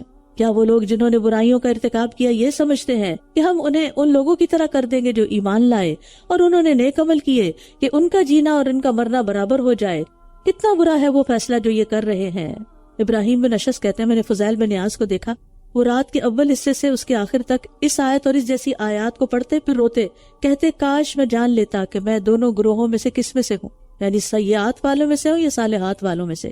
اس آیت کو نام دیا جاتا ہے عبادت گزار لوگوں کو رلانے والی آیت۔ ہم تو اپنے بارے میں کبھی نہیں سوچتے کہ ہم سیئات بھی کرتے ہیں، ہم سمجھتے ہیں ہم بڑے نیک ہیں، اور اللہ نے آسمانوں اور زمین کو حق کے ساتھ پیدا کیا، اور تاکہ ہر شخص کو اس کی کمائی کا بدلہ دیا جائے اور وہ ظلم نہ کیے جائیں گے۔ کیا آپ نے اس شخص کو دیکھا جس نے اپنی خواہش نفس کو اپنا معبود بنا رکھا ہے، اور اللہ نے علم کے باوجود اسے بھٹکا دیا، اور اس کے کان اور اس کے دل پر مہر لگا دی، اور اس کی آنکھ پر پردہ ڈال دیا؟ تو ایسے شخص کو اللہ کے بعد کون ہدایت دے سکتا ہے؟ کیا پھر تم نصیحت حاصل نہیں کرتے؟ اس سے پتہ چلتا ہے کہ آخرت کا انکار وہی کرتے ہیں جو نفس کی ہر جائز ناجائز خواہش پوری کرنا چاہتے ہیں۔ یہ دہریت، ایتھیزم اتنا کیوں پھیل رہا ہے کہ جب ہم یہ سوچیں گے ہی نہیں کہ کوئی خدا ہے دیکھنے والا، اور سوچیں گے ہی نہیں کہ کوئی آخرت ہے، تو پھر ہم پوری طرح دنیا کو انجوائے کر سکیں گے۔ اور ہوا کا لفظ یعنی خواہش کا جو ہے نا، یہ جہاں بھی آیا اس کی مذمت ہی کی گئی ہے۔ سہل تستری کہتے ہیں تمہاری خواہش تمہاری بیماری ہے، اگر تم اس کی مخالفت کرو گے تو تمہارا علاج ہو جائے گا۔ تو کچھ لوگ ایسے ہیں کہ جو ہوا کی پیروی کرتے ہیں، ایسے لوگوں کو اللہ بھٹکا دیتا ہے، خواہشات کی پیروی کرنے والوں کو، اور خواہشات کو روکنے والوں کے لیے جنت کی بشارت ہے۔ اور انہوں نے کہا ہماری زندگی تو صرف دنیا کی زندگی ہی ہے، ہم مرتے ہیں اور جیتے ہیں، اور ہمیں تو صرف زمانہ ہی ہلاک کرتا ہے، حالانکہ انہیں اس کا کوئی علم ہی نہیں، یہ تو محض گمان کر رہے ہیں، کیونکہ ظاہری اسباب پر ہی نظر رکھے ہوئے ہیں۔ ایسے لوگ اپنے آپ کو دھوکے میں ڈالتے ہیں۔ اور جہاں تک زمانے کی بات ہے تو زمانے کو برا بھلا نہیں کہنا چاہیے، ایسا وقت آ گیا، ایسا ہو گیا، نہیں، وقت تو وقت ہے، وقت ہے، آپ کا کیا بگاڑا؟ وہ تو اللہ کی پیدائش ہے، اللہ نے کریٹ کیا اس کو، قصور ہمارے اپنے ہوتے ہیں۔ اور جب ان پر ہماری واضح آیات پڑھی جاتی ہیں تو ان کی دلیل اس کے سوا کچھ نہیں ہوتی کہ وہ کہتے ہیں اگر تم سچے ہو تو ہمارے آباء و اجداد کو واپس لے آؤ۔ آپ کہہ دیجئے کہ اللہ ہی تمہیں زندگی دیتا ہے، پھر وہی تمہیں موت دے گا، پھر وہی تمہیں قیامت کے دن جمع کرے گا جس میں کوئی شک نہیں۔ لیکن اکثر لوگ علم نہیں رکھتے، لوگوں کی اکثریت کو نہیں پتا ان کے ساتھ کیا ہونے والا ہے۔ اور آسمانوں اور زمین کی بادشاہت اللہ ہی کے لیے ہے، اور جس دن قیامت قائم ہوگی اس دن باطل پرست نقصان اٹھائیں گے، یعنی شرک اور نافرمانی خسارے کا باعث ہے۔ اور آپ ہر امت کو گھٹنوں کے بل گری ہوئی دیکھیں گے، ہر امت اپنی کتاب اعمال کی طرف بلائی جائے گی، آج تم اسی کا بدلہ دیے جاؤ گے جو تم کیا کرتے تھے۔ ھذا کتابنا ینطق علیکم بالحق انا کننا نستنسخ ما کنتم تعملون، یہ ہماری کتاب ہے جو تم پر حق کے ساتھ بول رہی ہے، بے شک ہم لکھواتے جا رہے تھے جو تم عمل کرتے تھے، تمہارے اعمال لکھے جا رہے تھے۔ اللہ اکبر، جو کچھ بھی ہم کرتے ہیں اچھا یا برا سب ریکارڈ ہو رہا ہے اور محفوظ ہو رہا ہے۔ اور قیامت کا معاملہ دنیا کے معاملات سے بہت مختلف ہے، اس لیے قیامت کے دن حقیقت میں کتاب بولے گی۔ اور اب تو آپ کو معلوم ہے آڈیو بکس کے نام سے لاکھوں کروڑوں میں کتابیں ہیں کہ جو لکھا ہوتا ہے وہ بولا بھی جا رہا ہوتا ہے۔ تو اللہ کی کیا مشکل ہے کہ ہمارے اعمال نامے کو بلوا دے۔ تو رہے وہ لوگ جو ایمان لائے اور انہوں نے نیک عمل کیے تو ان کا رب انہیں اپنی رحمت میں داخل کرے گا، یہی واضح کامیابی ہے، رحمت اللہ کی جنت ہے۔ اور رہے وہ لوگ جنہوں نے کفر کیا، ان سے کہا جائے گا کیا میری آیات تم پر پڑھی نہ جاتی تھی، پھر بھی تم نے تکبر کیا اور تم تھے ہی مجرم لوگ۔ تکبر کرنے والا رحمت سے محروم ہوگا، جنت میں نہیں جائے گا۔ اور جب کہا جاتا ہے کہ بے شک اللہ کا وعدہ سچا ہے اور قیامت کے آنے میں کوئی شک نہیں، تو تم کہتے تھے کہ ہم نہیں جانتے قیامت کیا ہے، ہم تو اسے محض ایک خیال ہی سمجھتے ہیں اور ہم ہرگز اس کا یقین نہیں رکھتے۔ تو ایمان جو ہے وہ یقین کا نام ہے۔ وبالآخرۃ ھم یوقنون، اور ان کے لیے ان اعمال کی برائیاں ظاہر ہو جائیں گی جو انہوں نے کیے۔ آج بدلے کا دن ہے، جو برا کیا برا آ جائے گا سامنے، اور انہیں وہ عذاب گھیر لے گا جس کا وہ مذاق اڑایا کرتے تھے، اور کہہ دیا جائے گا آج ہم تمہیں بلا دیں گے جیسا تم نے اپنے اس دن کی ملاقات کو بلا دیا تھا، اور تمہارا ٹھکانہ آگ ہے اور تمہارے لیے کوئی مددگار نہیں۔ یہ اس لیے ہے کہ تم نے اللہ کی آیات کو مذاق بنا لیا تھا اور دنیا کی زندگی نے تمہیں دھوکے میں ڈال رکھا تھا۔ تو آج نہ وہ اس آگ سے نکالے جائیں گے اور نہ ہی ان کا کوئی عذر قبول کیا جائے گا۔ فَلِلَّهِ الْحَمْدُ رَبِّ السَّمَاوَاتِ وَرَبِّ الْأَرْضِ رَبِّ الْعَالَمِينَ، بس تمام تعریفیں اللہ ہی کے لیے ہیں جو آسمانوں کا رب ہے اور زمین کا رب ہے اور جو تمام جہانوں کا رب ہے۔ وَلَهُ الْكِبْرِيَاءُ فِي السَّمَاوَاتِ وَالْأَرْضِ وَهُوَ الْعَزِيزُ الْحَكِيمُ، اور آسمانوں اور زمین میں ساری بڑائی اسی کے لیے ہے اور وہ بہت زبردست خوب حکمت والا ہے۔ ایک دن رسول اللہ صلی اللہ علیہ وسلم نے ممبر پر ایک آیت تلاوت کی، بس سماوات مطویات بیمینہ، اور کہنے لگے اللہ تعالیٰ اپنی بزرگی خود بیان کرے گا اور کہے گا میں ہوں جبار، میں ہوں متکبر، میں ہوں بادشاہ، میں ہوں غالب۔ رسول اللہ صلی اللہ علیہ وسلم یہ بات بار بار دہرانے لگے، یہاں تک کہ آپ کی وجہ سے ممبر کانپنے لگا، شیک ہونے لگا، یہاں تک کہ ہمیں اندیشہ ہونے لگا کہ کہیں آپ ممبر سمیت نیچے نہ گر جائیں۔ یعنی آپ اللہ سبحانہ و تعالیٰ کی بڑائی اور کبریائی سے اتنا لرزتے تھے اللہ تعالیٰ ہمارے اندر بھی اپنی بڑائی کا احساس پیدا کر دے کہ اللہ سب سے بڑا ہے، تاکہ پھر ہم اللہ ہی کے اطاعت گزار فرما بردار بن جائیں۔ اللہ ہمیں اپنے فرما برداروں میں، متقی، محسنین اور اپنے دوستوں میں شامل کر لے۔ وآخر دعوانا ان الحمد للہ رب العالمین۔